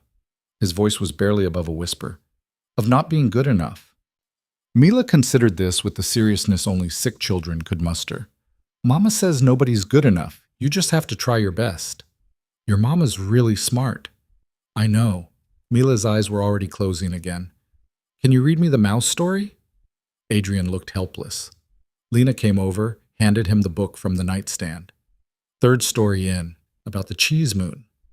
She watched him read, halting at first, then finding a rhythm, and felt something fundamental shift inside her. This was what she'd denied him, not just the big moments, but these small intimacies, the bedtime stories, the fever checks, the quiet comfort of just being there. When Mila drifted off again, Adrian closed the book carefully. She called me Dad, he said, still looking at Mila's sleeping face. I heard. I don't know how to be what she needs. None of us do. We just show up and hope it's enough. Lena sat on the other side of the bed. But you're here. That counts for something. Does it count for you? The question hung between them. Lena thought about the past week, Adrian stepping up, showing up, trying despite having no roadmap. She thought about him reading stories and checking temperatures and promising not to leave. "It's a start," she said finally. They took turns sleeping in shifts, one of them always awake to monitor Mila. By morning, her fever had broken, leaving her weak but coherent. She demanded breakfast, a good sign according to Dr. Castellano when he called to check in, and proceeded to eat scrambled eggs while interrogating Adrian about everything he'd missed in her life. "What's my favorite color?" "Pink?" Adrian guessed. "Purple." "Try again." "What's my favorite animal?" "Elephant. That one I know." Mila looked pleased. "What about my favorite food?" "Chocolate?" "Close. Chicken nuggets shaped like dinosaurs." Adrian made a note in his phone. Lena watched from the kitchen, coffee in hand, as her daughter systematically downloaded 5 years of information to a father trying desperately to catch up. "What's my middle name?" Adrian looked stumped. He glanced at Lena. "Rose," she supplied. "After my grandmother." "Mila Rose Voss," he said, testing it out. Then carefully, "How do you feel about Morello?" The room went quiet. Mila looked confused. Lena felt her spine straighten. "What?" "Not replacing Voss, just adding." Adrian's voice was measured, diplomatic. "Mila Rose Voss Morello. So she has both." "We talked about this," Lena said tightly. "She's a Voss. She's also a Morello. That's not negotiable." His voice hardened. "She's my daughter. She deserves to carry my name. She deserves to not be a target. She's already a target the second anyone connects her to me. The name doesn't change that." Adrian stood, moved away from the table. "But it gives her protection. My family's protection. That matters. I don't want her to be part of this. She already is." The words came out louder than he probably meant them to. Mila flinched, and Adrian immediately softened. "Sorry. I'm sorry, sweetheart." But Mila was looking between them with wide eyes. "Are you fighting about me?" "No," they both said simultaneously. "Yes," Mila countered. "You are. About my name." Lena opened her mouth, but Mila kept talking. "I like my name. Mila Rose Voss, but..." She looked at Adrian. "If you're my dad, shouldn't I have your name too? That's how it works, right?" "It's complicated," Lena started. "Everything's complicated," Mila said, with the exasperation of someone who'd heard that phrase too many times. "But I want it, the Morello part." Adrian's expression was carefully neutral, but Lena saw the flash of triumph in his eyes. He'd won, and they both knew it. Because arguing against Mila's wishes made Lena the bad guy, and that was a position she couldn't afford. "Fine," she said tightly, "but it goes last, Voss Morello, in that order." "Deal." Adrian extended a hand, formal and ridiculous. "Thank you." Lena didn't shake it. Instead, she grabbed her coffee and walked onto the balcony, needing air and space and distance from the feeling that she was losing control of everything. She heard the door slide open behind her. Adrian, of course. "That was manipulative," she said without turning around. "That was me wanting my daughter to have my name. There's a difference." "Is there?" Lena spun to face him. "Because it felt like you backed me into a corner and used her to do it. I asked. She answered." His voice was level, but there was steel underneath. "You can't expect me to just accept being written out of her life on paper because you're scared." "I'm not scared. I'm practical." "You're terrified." Adrian moved closer. "You've spent 6 years building walls around her, and now someone's asking you to take a few of them down. That's terrifying, but it's also necessary," says the man who gets everything he wants. "I don't have everything I want." The words came out quiet, intense. "I have a daughter who doesn't know me, a woman who looks at me like I'm a threat, and a family business that's one wrong move away from a war. So no, Lena, I don't have everything." The honesty in his voice cut through her anger. She looked at him, really looked, and saw exhaustion written in every line of his face. The last 36 hours had worn on him too. "I'm sorry," she said finally. "About the name thing. You're right. She deserves to have both." Adrian nodded, accepting the apology without gloating. "And for what it's worth, I get why you're scared. But I meant what I said. Nothing's going to happen to either of you." "You can't promise that?" "Watch me." The absolute conviction in his voice should have been reassuring. Instead, It made her wonder what he was willing to do to keep that promise, how far he'd go, how much blood he'd spill. They went back inside to find Mila had moved to the couch, wrapped in a blanket and watching her mouse cartoon. She looked up when they entered, studying their faces with that uncanny perception kids had. "Are you done fighting?" "We weren't fighting," Adrian said. "We were discussing." Looked like fighting. Sometimes adults discuss things loudly. Mila didn't look convinced, but she let it go. "Can I have juice?" Adrian moved to the kitchen. Lena sat next to her daughter, feeling the warmth of her small body through the blanket. Still slightly feverish, but better. Getting better. "I'm sorry if we scared you," Lena said quietly. "You didn't, but I don't like when you're mad at each other." Mila leaned into her side. "It's weird." "What's weird?" "Having a dad, it's good weird, but still weird." She paused. "Is he going to stay?" "Yeah, baby, he's going to stay." "Good." Mila sounded satisfied. "I like him." Lena's throat felt tight. "Yeah?" "Yeah. He's nice, and he reads good." Mila tilted her head up. "Do you like him?" The question caught Lena off guard. "It's complicated."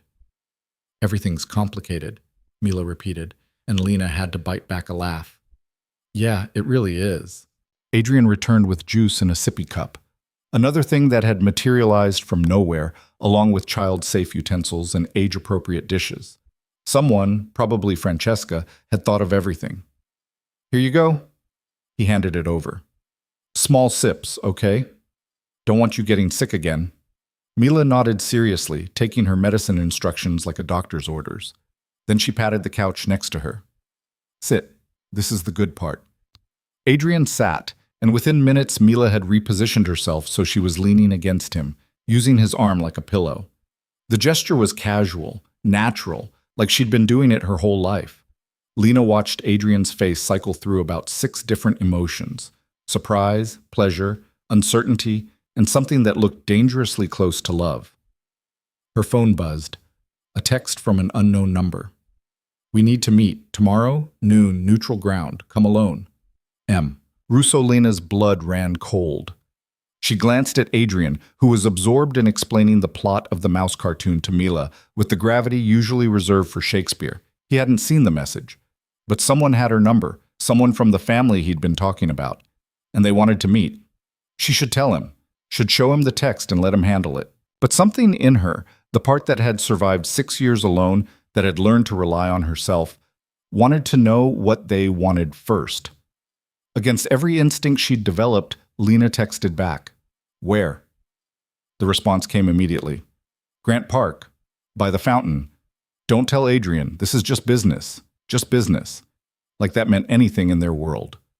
Lena deleted the messages and pocketed her phone, trying to ignore the way her hands shook. She'd spent 6 years keeping Mila safe from this world. Now it was reaching out, making contact, pulling her in whether she wanted it or not. Adrian looked over at her, and something in her expression must have given her away because his eyes narrowed. "What's wrong?" "Nothing, just tired." He didn't look convinced, but Mila chose that moment to announce she was hungry again, and the conversation shifted to food and medicine schedules, and whether chicken soup actually helped, or if that was just something people said. But later, after Mila was asleep, and Adrian had retreated to his office to make calls about the situation with the Russos, Lena stood at those enormous windows and thought about tomorrow. About meeting a stranger who'd somehow gotten her number. About walking into something she didn't understand. And about whether she was making the smartest decision of her life or the stupidest. Lena left the penthouse at 11:30, telling Adrian she needed to pick up some things from a pharmacy. He'd looked at her strangely. They had everything Mila could possibly need already. But he was on a conference call and just nodded, distracted. Gianna had come over to sit with Mila, who was still recovering but demanding more activities than one sick child should reasonably want. The lie tasted like ash in her mouth. Grant Park was crowded even on a Tuesday. Tourists taking photos, joggers circling the paths, people eating lunch on benches. Lena made her way to the fountain, scanning faces and trying not to look as nervous as she felt. She'd dressed carefully, jeans and a jacket, nothing that screamed money or connection to the Morello family. Just another person in the park. She saw him before he approached. Mid-40s, expensive suit that somehow looked casual, dark hair graying at the temples. He had the same controlled presence Adrian did, the kind that came from years of people doing what you said without question. Miss Voss, he didn't offer a hand. Thank you for coming. I don't know who you are. Marco Russo. He gestured to a nearby bench. Shall we sit? This won't take long. Lena's instinct screamed at her to run, but she'd come this far. She sat. Marco settled beside her, close enough to talk without being overheard, but not so close as to crowd. Professional distance. I'll be direct. Adrian Morello has something that belongs to me, or rather something he's preventing me from accessing. Construction contracts in the South Side. 3 development projects that should have been mine. I don't know anything about construction contracts. Of course you don't, but you know Adrian, and more importantly, he cares about you. Marco's voice was pleasant, conversational, which makes you valuable. Lena's blood turned to ice. If you're threatening me, I'm not threatening anyone. I'm offering you a business opportunity. He pulled out a phone, showed her a photo. 3 men she didn't recognize standing in front of a construction site. These are my partners, good people, family men. They have contracts that are being blocked by Vincent Morello's influence. All I need is information. What kind of information? When Adrian meets with the union reps, who he's paying off, documentation of bribery, if you can get it. Marco pocketed the phone. Nothing that would hurt him directly, just enough to level the playing field. You want me to spy on him? I want you to help honest businessmen get a fair shake. Marco's smile didn't reach his eyes. And in return, I'll make sure you and your daughter stay safe. Because, let's be honest, Ms. Voss, you're in a dangerous position. Adrian's enemies will eventually figure out that little girl exists. When they do, she becomes a target. Adrian's protecting us. Adrian's one man. I have an organization, networks, resources. He leaned back, all casual confidence. Work with me, and I guarantee your safety, both of you. Hell, I'll set you up somewhere quiet. New identity, new life. You could disappear the way you wanted to 6 years ago. The offer hung in the air like poison. Lena's mind raced. This was a trap. Had to be. But Marco knew about Mila, knew she'd tried to disappear before. He'd done his homework. How did you get my number? I have people everywhere. The restaurant where you worked, the building where you live now. It's not hard when you know where to look. Marco stood. You don't have to decide today. Take some time. Think about what's best for your daughter, but don't take too long. This situation with the Morellos is escalating. When it goes bad, and it will go bad, you want to be on the right side.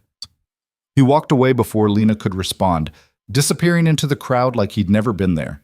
She sat on that bench for another 10 minutes, trying to process what had just happened.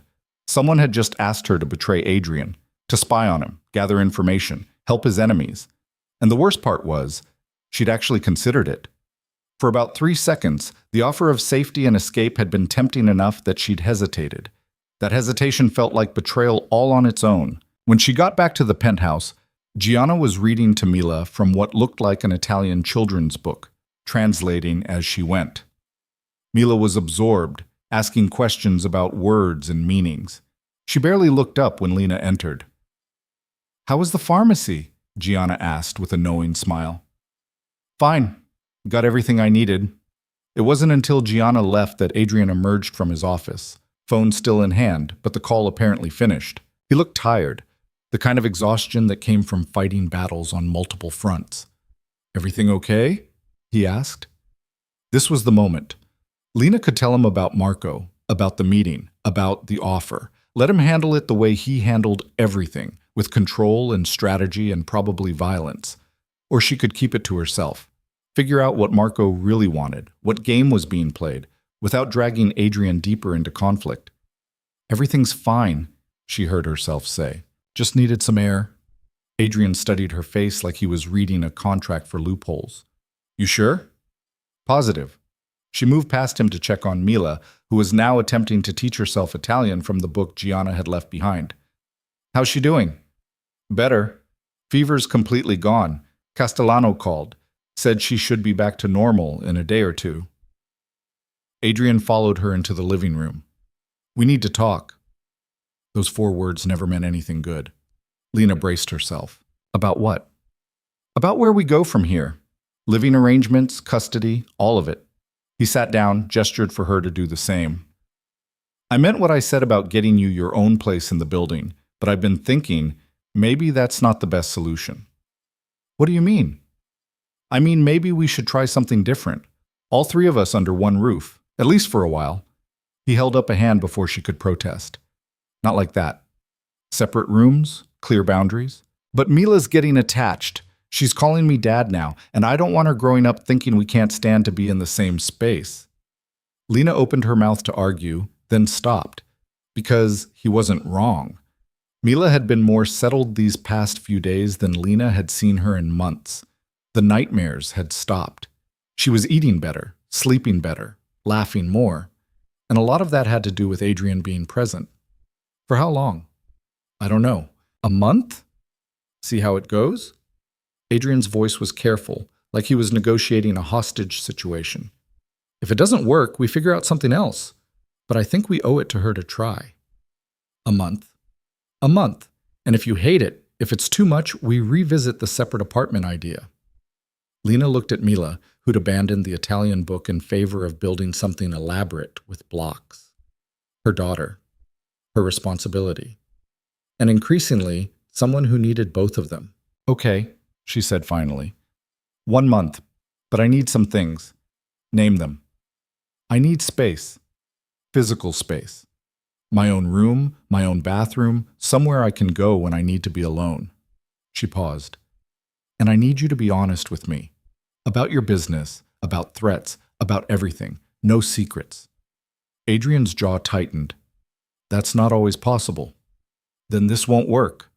They stared at each other in that expensive living room, and Lena saw the exact moment he made his choice. Saw him weighing what he was willing to sacrifice for the chance at something resembling a family. Fine, he said. But there are things I can't tell you. Not because I don't want to, but because knowing them would put you at risk. Can you live with that? It wasn't what she wanted, but it was probably the best she'd get. I can try. Then we have a deal. Adrian extended his hand, formal and slightly ridiculous for the second time that day. This time, Lena shook it. His grip was warm, solid, and held on just a fraction longer than necessary. When their eyes met, something passed between them. Acknowledgement, maybe, or the beginning of trust, or just exhaustion from two people trying to do right by a child they'd made together in what felt like another lifetime. "Mama!" Mila called out. "Come see what I built!" The moment broke. Lena pulled her hand back and went to examine her daughter's creation, which appeared to be a castle with structural integrity issues. Adrian followed, offering engineering advice that Mila mostly ignored in favor of her own chaotic vision. This was their life now, all three of them, figuring it out as they went. That night, after Mila was asleep and Adrian had disappeared into his office again, Lena stood on the balcony and tried not to think about Marco Russo's offer. The way he'd known exactly what to say to make her doubt, to make her wonder if she was making the right choices. Her phone buzzed. Another text from an unknown number. Tick-tock. Clock's running. You have 3 days to decide. Lena deleted it immediately, but the message burned in her mind. 3 days. And then what? What would Marco do if she said no? Would he make good on the implied threats? Come after Mila? Or was this whole thing a test? Adrian's family checking to see if she could be trusted, if she'd sell out when pressure was applied. The door to the balcony slid open.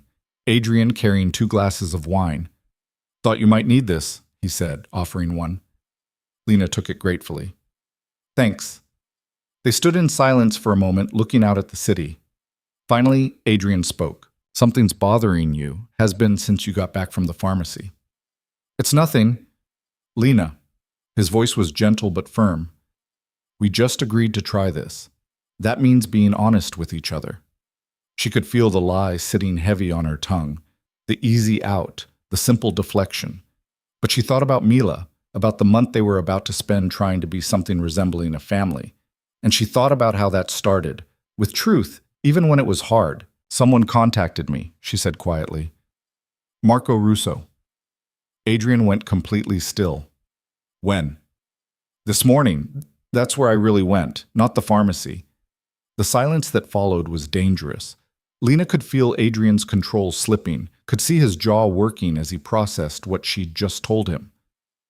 What did he want? Information about your business dealings, in exchange for protection. She made herself look at him. I didn't agree to anything. I'm telling you now. What did you tell him? That I needed time to think. Adrian's hand tightened on his wine glass. For a second, she thought he might throw it off the balcony. Instead, he set it down carefully on the railing. Did he threaten you? Not directly, but he made it clear that Mila's existence isn't as secret as we'd like it to be. Son of a bitch. Adrian pulled out his phone, started typing furiously. I'm having security doubled. No one gets within 100 feet of you or Mila without clearance. Adrian, this is exactly what I was afraid of. They're going after you because they know you're my weak point. He was pacing now, all controlled energy and barely contained fury. I should have seen this coming. Should have had better protection in place. Stop! Lena grabbed his arm, forced him to look at her. This isn't your fault. And I'm not your weak point. I'm a person who made a choice to tell you the truth. Don't make me regret it. Some of the tension bled out of his shoulders. You should have told me immediately. Probably. But I wanted to figure out what I thought first. What I wanted to do. And what do you want to do? Lena took a breath. I want to tell him no, but I want to understand what we're walking into first. What this conflict with his family really means. Because if Mila's at risk, I need to know how serious it is. Adrian was quiet for a long moment. When he finally spoke, his voice was measured, controlled. It's serious. The Russos have been pushing into our territory for 18 months. Small encroachments at first, but they're getting bolder. My father wants to push back. Hard. I've been trying to negotiate a settlement, divide territory fairly. But they're not interested in fair. Why not? Because they smell blood. They think we're weak, that the next generation, meaning me, doesn't have the stomach for real conflict. His mouth twisted. They're not entirely wrong. What does that mean? It means I don't want to be the person my father was, the one who solved every problem with violence. But the alternative is letting them take everything we've built. And I can't do that either. Lena heard the conflict in his voice, the impossible choice he was trying to navigate. What if there's a third option? Like what? Like actually talking to them, not through intermediaries or threats, just two people having a conversation about how to coexist.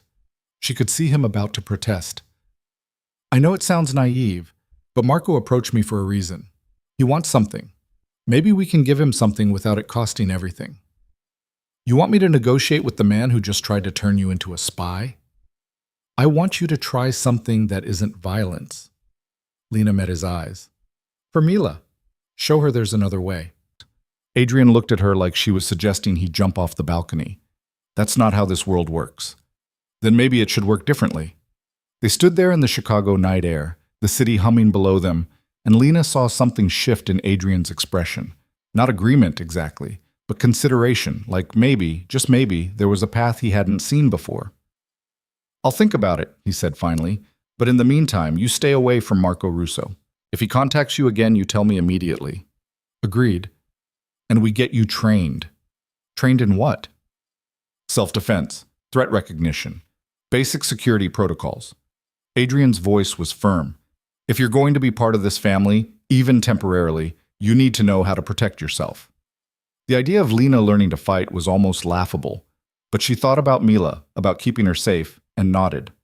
Okay, I'll set it up. My guy's good, former military. He'll teach you what you need to know.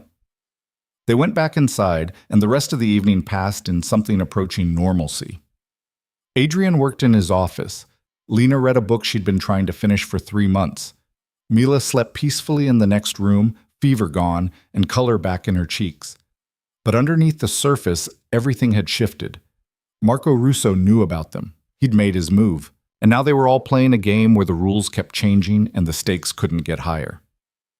The next morning brought Adrian's self-defense instructor, a man named Carter who looked like he could bench press a car and spoke in terse, efficient sentences. He showed up at 8, surveyed the living room, and promptly moved furniture to create a training space. We'll start with awareness, he said to Lena. Most self-defense is about seeing problems before they become problems. For the next 2 hours, While Adrian worked and Mila colored at the kitchen table, Carter taught Lena how to read body language, identify threats, and create exit strategies. It was exhausting and humbling. She'd thought she was aware of her surroundings after 6 years of careful living, but Carter showed her a dozen things she'd been missing. "You're distracted," he said during a break. "Present, but not focused. What's on your mind?" "Besides the obvious?" "Besides that." Lena glanced at Adrian, who was on another call in his office, door closed. "I'm trying to figure out if I'm making the right choice. Staying here, letting Mila get attached, all of it." Carter followed her gaze. "He's different with you two here, softer. I've worked with the Morellos for 8 years, and I've never seen him like this." "Like what?" "Like he has something to lose." Carter's expression was unreadable. That makes him more dangerous, but also more careful. The observation settled over Lena like a weight. She'd been so focused on protecting Mila from Adrian's world that she hadn't considered how Mila's existence might be changing that world, making it safer somehow by giving Adrian a reason to be better, or making everything more dangerous by giving his enemies a target. They resumed training. Carter showed her how to break a grip, create distance, use her environment as a weapon. By the time he left, Lena's muscles were screaming and her head was full of scenarios she'd never wanted to consider. "You're a natural," Carter said at the door. "Most people take weeks to get comfortable with this stuff. You picked it up in hours." "Years of waitressing," Lena said. "You learn to move in tight spaces and avoid grabby drunks." Carter almost smiled. "Same principle, different application." After he left, Lena found Adrian watching her from the kitchen. "How was it?" "Harder than I expected, more useful than I wanted to admit." She grabbed water from the fridge. "When do I go again?" "Tomorrow. If you're up for it." "I'm up for it." That afternoon, Francesca appeared with bags of groceries and the determination to teach Mila how to make fresh pasta. Adrian looked alarmed.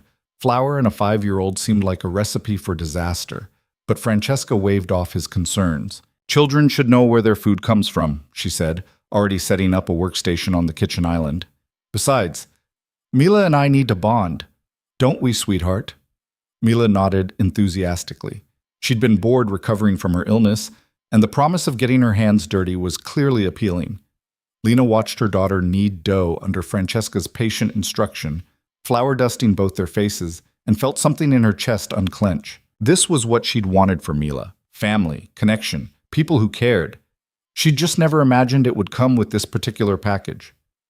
"She's good with her," Adrian said quietly from beside her. "Yeah, she is. My mother wasn't always like this. When I was growing up, she was harder, more focused on the business, on maintaining appearances." He paused. "I think she has regrets about how she raised us. This is her chance to do it differently." "Is that what this is for you too? A chance to do it differently?" Adrian looked at her, and there was something raw in his expression. "Every day. Every single day I wake up and think about how I don't want to be my father, how I want Mila to see me and feel safe, not afraid." His voice dropped. "And every day I'm terrified I'm going to fail." The honesty hit Lena hard. She'd been so focused on her own fears that she hadn't fully considered Adrian's. The weight of expectations, the pull of family legacy, the impossible balance between the world he'd inherited and the man he wanted to be. "You're not going to fail," she said. "You can't know that." "No, but I can choose to believe it." She touched his arm. "And so can you." Before Adrian could respond, Mila shrieked with delight as the pasta dough formed into something resembling fettuccine. Francesca was laughing, her careful composure abandoned in favor of genuine joy, and the moment was so perfectly normal that Lena wanted to capture it somehow. Freeze it in time before everything got complicated again. But time didn't work like that. The afternoon became evening. They ate the pasta Mila had helped make, and it was lumpy and uneven and the best thing Lena had tasted in years. Francesca stayed for wine, sharing stories about Adrian as a child that made him groan and Mila giggle. And for a few hours, they were just a family. Messy, complicated, figuring it out as they went. It wasn't until after everyone had left and Mila was asleep that Lena's phone buzzed again. Another message from Marco Russo's number. 2 days left. "I hope you're thinking clearly, for your daughter's sake." The implied threat made her stomach turn. She showed it to Adrian this time, watching his face go hard as he read. "That's it," he said. "I'm moving up the timeline." "What timeline?" "The meeting. With Marco." Adrian was already texting someone. "If he wants to play games, we'll play. But on my terms, not his." "What are you going to do?" "What I should have done from the beginning, end this before it gets worse." He looked at her, and there was steel in his gaze. "You were right. About trying something different. But if talking doesn't work, we do this my father's way." The promise hung in the air like a blade. Lena wanted to argue, to push back, to insist there had to be another option. But she thought about that text, about the veiled threats, about Mila sleeping peacefully in the next room. Sometimes, maybe, there wasn't another way. "When?" she asked. "Tomorrow." "He wants information?" "He can get it directly from me." Adrian's voice was cold, controlled. "And if he tries to use you again, he'll learn exactly why that was a mistake." The meeting was set for noon at a neutral location, a restaurant in the Loop owned by neither family, expensive enough that violence would be discouraged by the kind of clientele who valued discretion over drama. Adrian left the penthouse at 11, his face a mask of controlled determination that made Lena's stomach knot. "Stay here," he'd said, checking his phone for the third time. "Carter's posted downstairs. Gianna's on her way. Don't open the door for anyone else. Be careful." He'd paused at the elevator, looked back at her with something complicated in his eyes. "Always am." But that wasn't true, and they both knew it. Careful men didn't walk into restaurants with their enemies. Careful men didn't try to negotiate when violence was easier. Gianna arrived 20 minutes later with more Italian children's books and the kind of cheerful energy that seemed designed to mask worry. She set Mila up with stories and coloring books while Lena paced the living room, checking her phone every 30 seconds for updates that didn't come. "He'll be fine," Gianna said from the couch. "Adrian knows what he's doing." "Does he?" "He's been preparing for this his whole life, taking over the family business, dealing with rivals, navigating my father's expectations." She paused. "Though I'll admit, he's handling it differently than I expected." "What do you mean?" Gianna gestured vaguely at the apartment, at Mila coloring peacefully on the floor. You. A month ago, he would have already ended the Russo problem permanently, but now he's trying diplomacy. That's new. You think that's a mistake? I think it's brave, and probably harder than the alternative. Gianna's voice softened. My brother's not used to caring about consequences. He is now.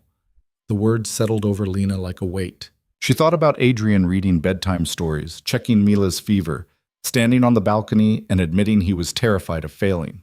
He was trying to be different. Whether it would work was another question entirely. Her phone finally buzzed at 1:15. A text from Adrian. "It's handled. Coming home." 2 words that could mean anything. Lena tried to parse tone from text, failed, and went back to pacing. Gianna watched her with sympathy that made everything worse. "You care about him," she said. Not a question. "I care about what happens to Mila if something goes wrong." "That's not what I asked." Lena stopped pacing. "I don't know what I feel. 6 years ago, I loved him enough to run because I thought staying would destroy us both. Now I'm back and he's different and I'm different, and there's a child between us who deserves better than our mess." "Children don't need perfect," Gianna said. "They need present, and you're both showing up. That counts." Before Lena could respond, the elevator chimed. Adrian stepped out and he looked tired but unharmed. Lena felt something in her chest unclench. "How did it go?" she asked. "Better than expected. Worse than I hoped." Adrian moved to the kitchen, poured himself water. "Marco wants the Southside contracts. I told him he could have 2 of the 3. Split territory, split profits. He wasn't thrilled, but he's considering it." "That's good, isn't it?" "It's a start. But my father's going to lose his mind when he finds out I gave up ground." Adrian drained the glass. "And Marco made it clear. Any more approaches to you or Mila and the deal's off. Permanently." "Did he apologize?" "Men like Marco don't apologize, but he backed off. That's enough." Gianna stood, gathering her things. "I should go. Let you 2 talk." She kissed Mila's head. "See you soon, little one." After she left, the apartment felt too quiet. Mila was absorbed in her coloring. Adrian stood by the windows, tension radiating off him despite the apparent success of the meeting. Lena moved to stand beside him. "What aren't you telling me?" Adrian was silent for a long moment. "My father called during lunch. He knows about the meeting, about the proposed deal." "And?" "And he's coming here, tomorrow. He wants to discuss the Russo situation and our living arrangement, and apparently everything else he thinks I'm handling wrong." Adrian's voice was flat. "It's going to be ugly." "How ugly?" "Vincent Morello showing up unannounced ugly, which means he's either going to try to take control or disown me for going soft. Maybe both." Lena felt cold. "What do we do?" "We present a united front. Show him that this arrangement isn't some temporary thing, that you and Mila are part of the family now." Adrian finally looked at her. "Can you do that? Stand next to me while he tries to tear everything apart?" The question hung heavy. Lena thought about running. 6 years ago, she would have been packing already. But she looked at Mila, happily coloring, completely unaware of the storm gathering, and she thought about Adrian, trying so hard to be different than his father while carrying the weight of family expectations. "Yeah," she said, "I can do that." Vincent Morello arrived at 9 the next morning with the subtlety of an invading army. 2 security guards came up first, swept the apartment like they were checking for explosives. Then Vincent himself, dressed in a suit that probably cost more than Lena's car used to, his expression carved from granite. "Adrian?" No warmth, no greeting, just acknowledgement. "Father," Adrian's voice was equally cold, "you didn't need to bring security." "I go everywhere with security. You should too." Vincent's gaze swept the apartment, landing on Lena with assessment that made her feel like livestock being evaluated. "Ms. Voss, still here, I see." "Still here," Lena confirmed, lifting her chin. "And where's my granddaughter?" "Bedroom, watching cartoons." Adrian moved to block Vincent's path. "We need to talk first." "About your deal with the Russos." "I'm aware." Vincent's voice could have cut steel. "You gave away territory that 3 generations of Morellos fought to acquire, without consulting me. I made a strategic decision to avoid a war we don't need. You made a weak decision because you're thinking with your heart instead of your head." Vincent gestured at Lena. "This is what happens when you let sentiment cloud judgment. You start making concessions." "I made a smart play," Adrian said, and there was steel in his voice now. "Marco backs off. We maintain peace. Nobody dies. That's not weakness. That's pragmatism. That's cowardice dressed up as strategy." Vincent moved closer to his son. "When I handed you the reins, I thought you understood what that meant. Leadership, strength, making the hard choices. I am making hard choices, just different ones than you would. Different doesn't mean better." They stood facing each other, father and son, and Lena could see years of conflict compressed into this moment. This wasn't just about the Russos. This was about succession, legacy, 2 visions of what the family should be. "Mila's changed things," Adrian said quietly. "Having a daughter, it makes me think about the future differently. What kind of world I'm building for her. A weak one, apparently. A safer one." Adrian's voice was firm. "I don't want her growing up in a war zone. I don't want her learning that violence is the only language that matters. And if that makes me weak in your eyes, I can live with that." Vincent's expression didn't change, but something flickered in those cold gray eyes. "You'd choose her over the family business?" "I'd choose a version of the business that doesn't require choosing." The silence that followed was profound. Lena held her breath, waiting for Vincent to explode, to disown Adrian on the spot. Instead, he turned to her. "You did this," he said. "You came back after 6 years and turned my son into someone I don't recognize." "No," Lena said, finding her voice. "He did this himself. I just gave him a reason. A reason to be weak. A reason to be better." She moved to stand beside Adrian. "You think strength is intimidation and violence, but it takes more strength to walk away from a fight than to start one. Adrian's trying to build something different. You can either support that or get out of the way." The words came out braver than she felt. Vincent stared at her, and for a terrifying moment she thought she'd gone too far. Then, impossibly, his mouth quirked into something that wasn't quite a smile. "You've got spine. I'll give you that." He turned back to Adrian. Fine. You want to play peacemaker with the Russos? I won't stop you. But when it falls apart, and it will, you deal with the consequences, not me. Agreed. And this arrangement, Vincent gestured at the apartment, at Lena and Adrian standing together. It's temporary? Or are you planning something permanent? Adrian glanced at Lena. She could see the question in his eyes, the uncertainty. They'd agreed to a month. But somewhere in the past week, that timeline had started feeling arbitrary. We're figuring it out, Adrian said carefully. Day by day. Vincent snorted. That's not a plan. It's the only one we have. Then you'd better figure it out fast, because this family doesn't do uncertainty well. Vincent moved toward the hallway. Now where's my granddaughter? I brought her something. He'd brought a dollhouse, an elaborate Victorian thing that must have cost thousands, and would take up half of Mila's room. She stared at it with the kind of awe usually reserved for religious experiences. It's so pretty, she breathed. It belonged to your Aunt Gianna when she was your age, Vincent said, and his voice was softer now. I had it restored. Thought you might like it. Mila looked at Lena for permission. At her nod, she launched herself at Vincent in a hug that caught the old man visibly off guard. He stood rigid for a second before his arms came up, awkward but genuine. Thank you, Grandpa. Lena watched Vincent's face cycle through emotions she wouldn't have thought him capable of.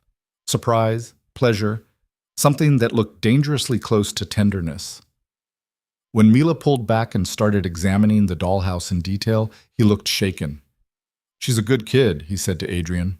Don't screw it up. That's the plan. Vincent left shortly after, his security detail trailing behind like shadows. The apartment felt larger once he was gone, the tension dissipating slowly. That went better than expected, Adrian said. Your father brought a dollhouse. Is he dying?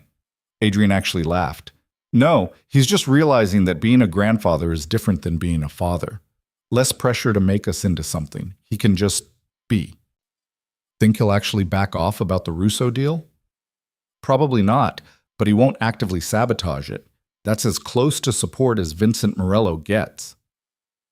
They spent the rest of the day in something approaching normalcy. Mila played with her new dollhouse. Adrian worked from home, making calls and sending emails. Lena read and tried not to think about the fact that their trial month was almost half over. That evening, after Mila was asleep, Lena found Adrian on the balcony again. They seemed to have their most honest conversations there, with the city spread out below and the night air cool on their skin. I've been thinking, Adrian said, about what comes after the month is up. Lena's stomach tightened. And I don't want you to leave. He turned to face her. I know we agreed to try this temporarily, but it's working, Lena. Mila's happy. You're safe. And I get to be part of her life in a real way. What about us? What about us? You said you're still in love with me, but we haven't talked about what that means. If it means anything. Adrian was quiet for a moment. 6 years ago, I loved you and had no idea how to show it. I was young and stupid and thought money and protection were enough. He moved closer. Now I'm older and hopefully less stupid. And I know that love is showing up, being present, doing the work even when it's hard. That's a pretty speech. It's the truth. His hand came up, brushed a strand of hair from her face. I'm not asking you to love me back. Not yet. But I'm asking for the chance to prove I can be what you both need, not just for a month, for however long you'll let me. Lena's throat felt tight. She thought about the past 2 weeks, Adrian checking Mila's fever, negotiating with the Russos, standing up to his father. She thought about the way he looked at their daughter, the way he'd tried to be better than his raising, and she thought about the flutter in her chest every time he got close, the way her pulse jumped when he smiled. The dangerous, terrifying possibility that maybe she could trust him after all. I'm scared, she admitted. Of what? Of letting myself feel something, of getting hurt again, of Mila getting hurt. She met his eyes, of wanting this and having it fall apart. I can't promise it won't fall apart. Life doesn't work like that. Adrian's voice was soft. But I can promise I'll fight for it. For us. For whatever this becomes. He was close enough now that Lena could feel the warmth radiating off him. Close enough that it would be easy to close the distance. to give in to the want that had been building for weeks. So she did. The kiss was tentative at first, testing, but then Adrian's hand came up to cup her face and Lena leaned into it, and suddenly 6 years of distance collapsed into this moment. It wasn't perfect. Their noses bumped, the angle was wrong, but it was real. Honest. Two people trying to find their way back to something they'd lost. When they finally pulled apart, Adrian was breathing hard. That was probably a mistake, Lena finished. Definitely a mistake. But he was smiling. Want to make it again? She kissed him instead of answering, and this time it was easier. Better. Like muscle memory kicking in, her body remembering what her mind had tried to forget. They eventually made it back inside, to the couch, where they sat close enough to touch, but not quite touching. The air between them felt charged with possibility. So, Adrian said, does this mean... It means I'm willing to try, really try. Not just for Mila, but for us. Lena took his hand. But I need things to be different this time. More honest. More equal. What do you want? I want to work. Find something that's mine, not just an extension of your life. She paused. And I want to be part of decisions. About the business, about our living situation, about everything that affects Mila and me. Done. Just like that? Just like that. Adrian squeezed her hand. You were right. I can't expect you to trust me if I'm making unilateral decisions. We're partners now. In all of it. Partners. The word felt foreign, but also right. Like something they could grow into. I'll probably screw this up, Adrian said. Fair warning. So will I. Then we'll screw it up together. Lena laughed despite herself. That's romantic. I'm working on it.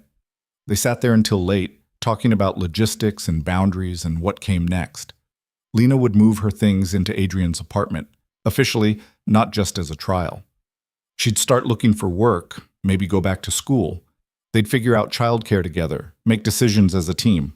It wasn't perfect, but it was a start. 2 weeks later, Marco Russo called Adrian to finalize their deal. The contracts were signed, territory divided, peace maintained. Vincent grumbled about lost ground but didn't interfere. The Morello family continued their business, just with slightly different borders.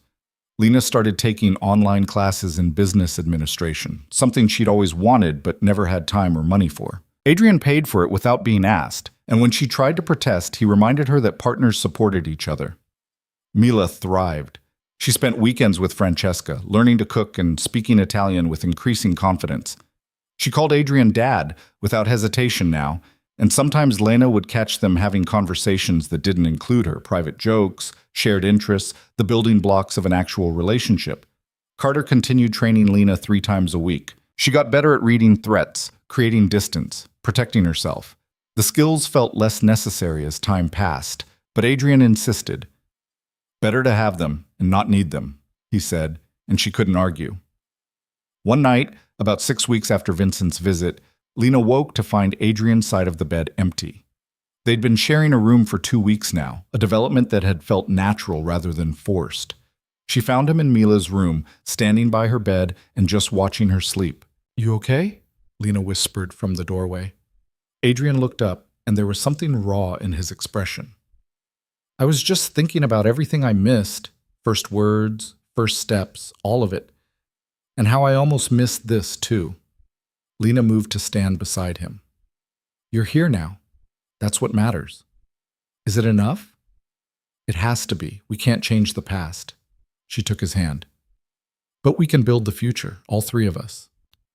Adrian pulled her close, and they stood there watching Mila sleep, her hair tangled, stuffed elephant clutched tight, completely safe, in a world they were still figuring out how to build. Thank you, Adrian said quietly. For what? For giving me a second chance, for letting me be her father, for trying with me even when I didn't deserve it. Lena leaned into him.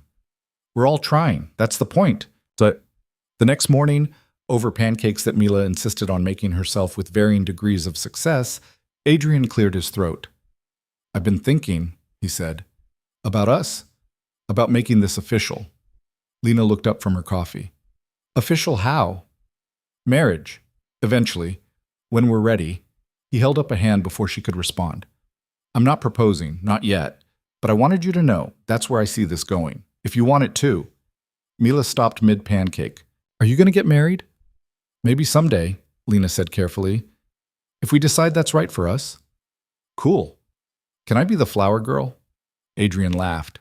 Absolutely. And can we get a dog? Let's focus on one thing at a time. They finished breakfast. Mila's pancakes were lumpy but edible, and the conversation moved to other things. School enrollment for the fall. A trip to see Francesca's sister in Milwaukee. Normal family planning that felt extraordinary simply because it was theirs. Later, when Mila was absorbed in her dollhouse and Adrian was on a call, Lena stood at those enormous windows and looked out at the city. 6 years ago, she'd run from this view, from this life, convinced that staying would destroy them all. Now she was back, and it was complicated and messy and sometimes scary, but it was also real. A family built on honesty and second chances and the stubborn determination to be better than their circumstances. Her phone buzzed. A text from an unknown number made her heart skip before she opened it and saw it was from Carter. Training tomorrow at 9. And congratulations. Adrian told me you're staying. He's lucky. Lena smiled and pocketed the phone. Lucky. Maybe they all were, in their own way. Lucky to have found each other again.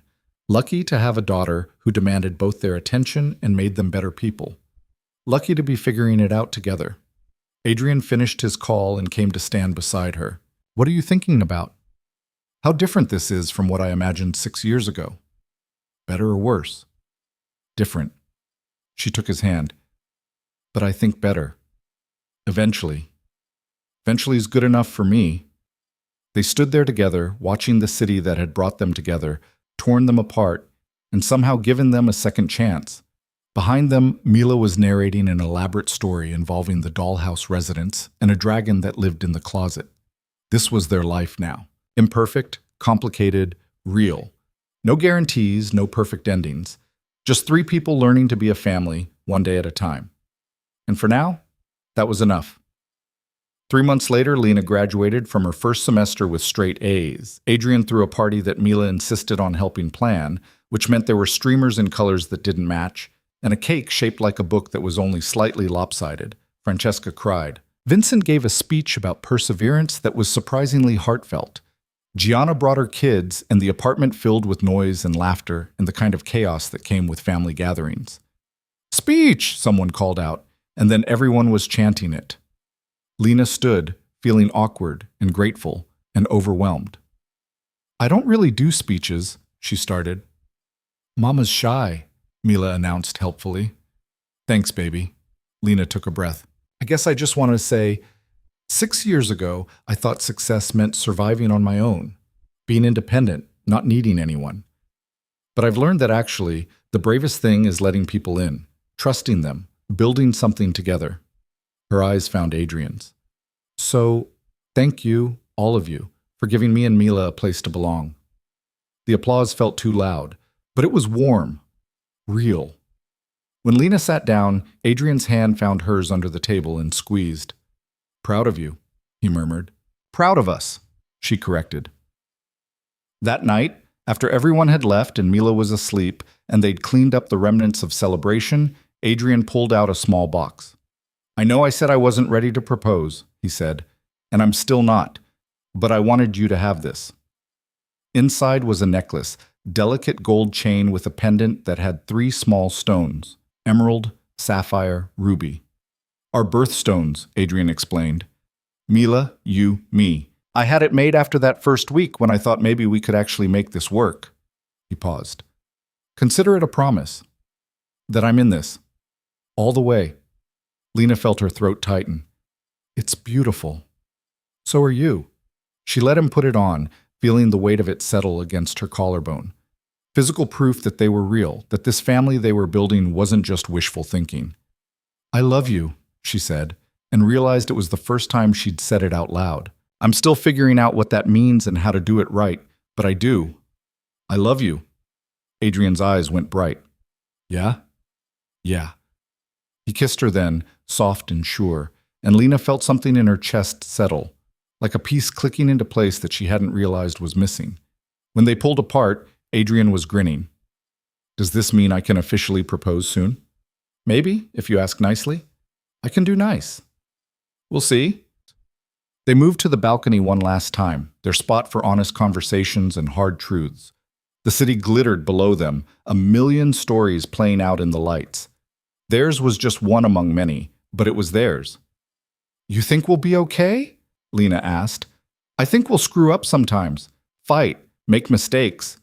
Adrian pulled her close. But yeah, I think we'll be okay. That's not very romantic. It's honest. I'll take honest over romantic any day. Inside, they could hear Mila stirring, calling out in her sleep. They both turned toward the sound automatically, parents responding to their child. But she settled quickly, whatever dream had woken her fading back into sleep. We should get some rest, Adrian said. Tomorrow's going to be busy. When isn't it? Fair point. They went inside, locked up, checked on Mila one more time. Her room had transformed over the months, photos on the walls, her drawings taped up everywhere, the dollhouse in pride of place. It looked lived in. Loved. In their room, Lena caught sight of herself in the mirror. The necklace caught the light. She looked different than she had 6 months ago, less tired, less afraid. Not perfect, but present. Hey, Adrian said from the bed. You coming? Yeah, just thinking. About? About how we got here. All the choices that led to this moment. She turned to face him. I wouldn't change any of it, even the hard parts, because they brought us here. That's very philosophical. I'm full of surprises. She climbed into bed beside him, and he pulled her close. Tomorrow would bring new challenges, new problems to solve. But tonight, they were just 3 people under one roof, building a life together one imperfect day at a time. And somehow, that was everything. The last thing Lena saw before sleep claimed her was Adrian watching her with that expression she'd come to recognize, part wonder, part gratitude, part disbelief that this was real. She reached up, touched his face. It's real, she whispered, answering the unspoken question. I know, just checking. Check as often as you need to. He kissed her forehead, and she drifted off feeling safe in a way she never had before. Not because there were no threats or problems or complications, but because she wasn't facing them alone anymore. They were a family, messy, imperfect, figuring it out as they went, and that was more than enough.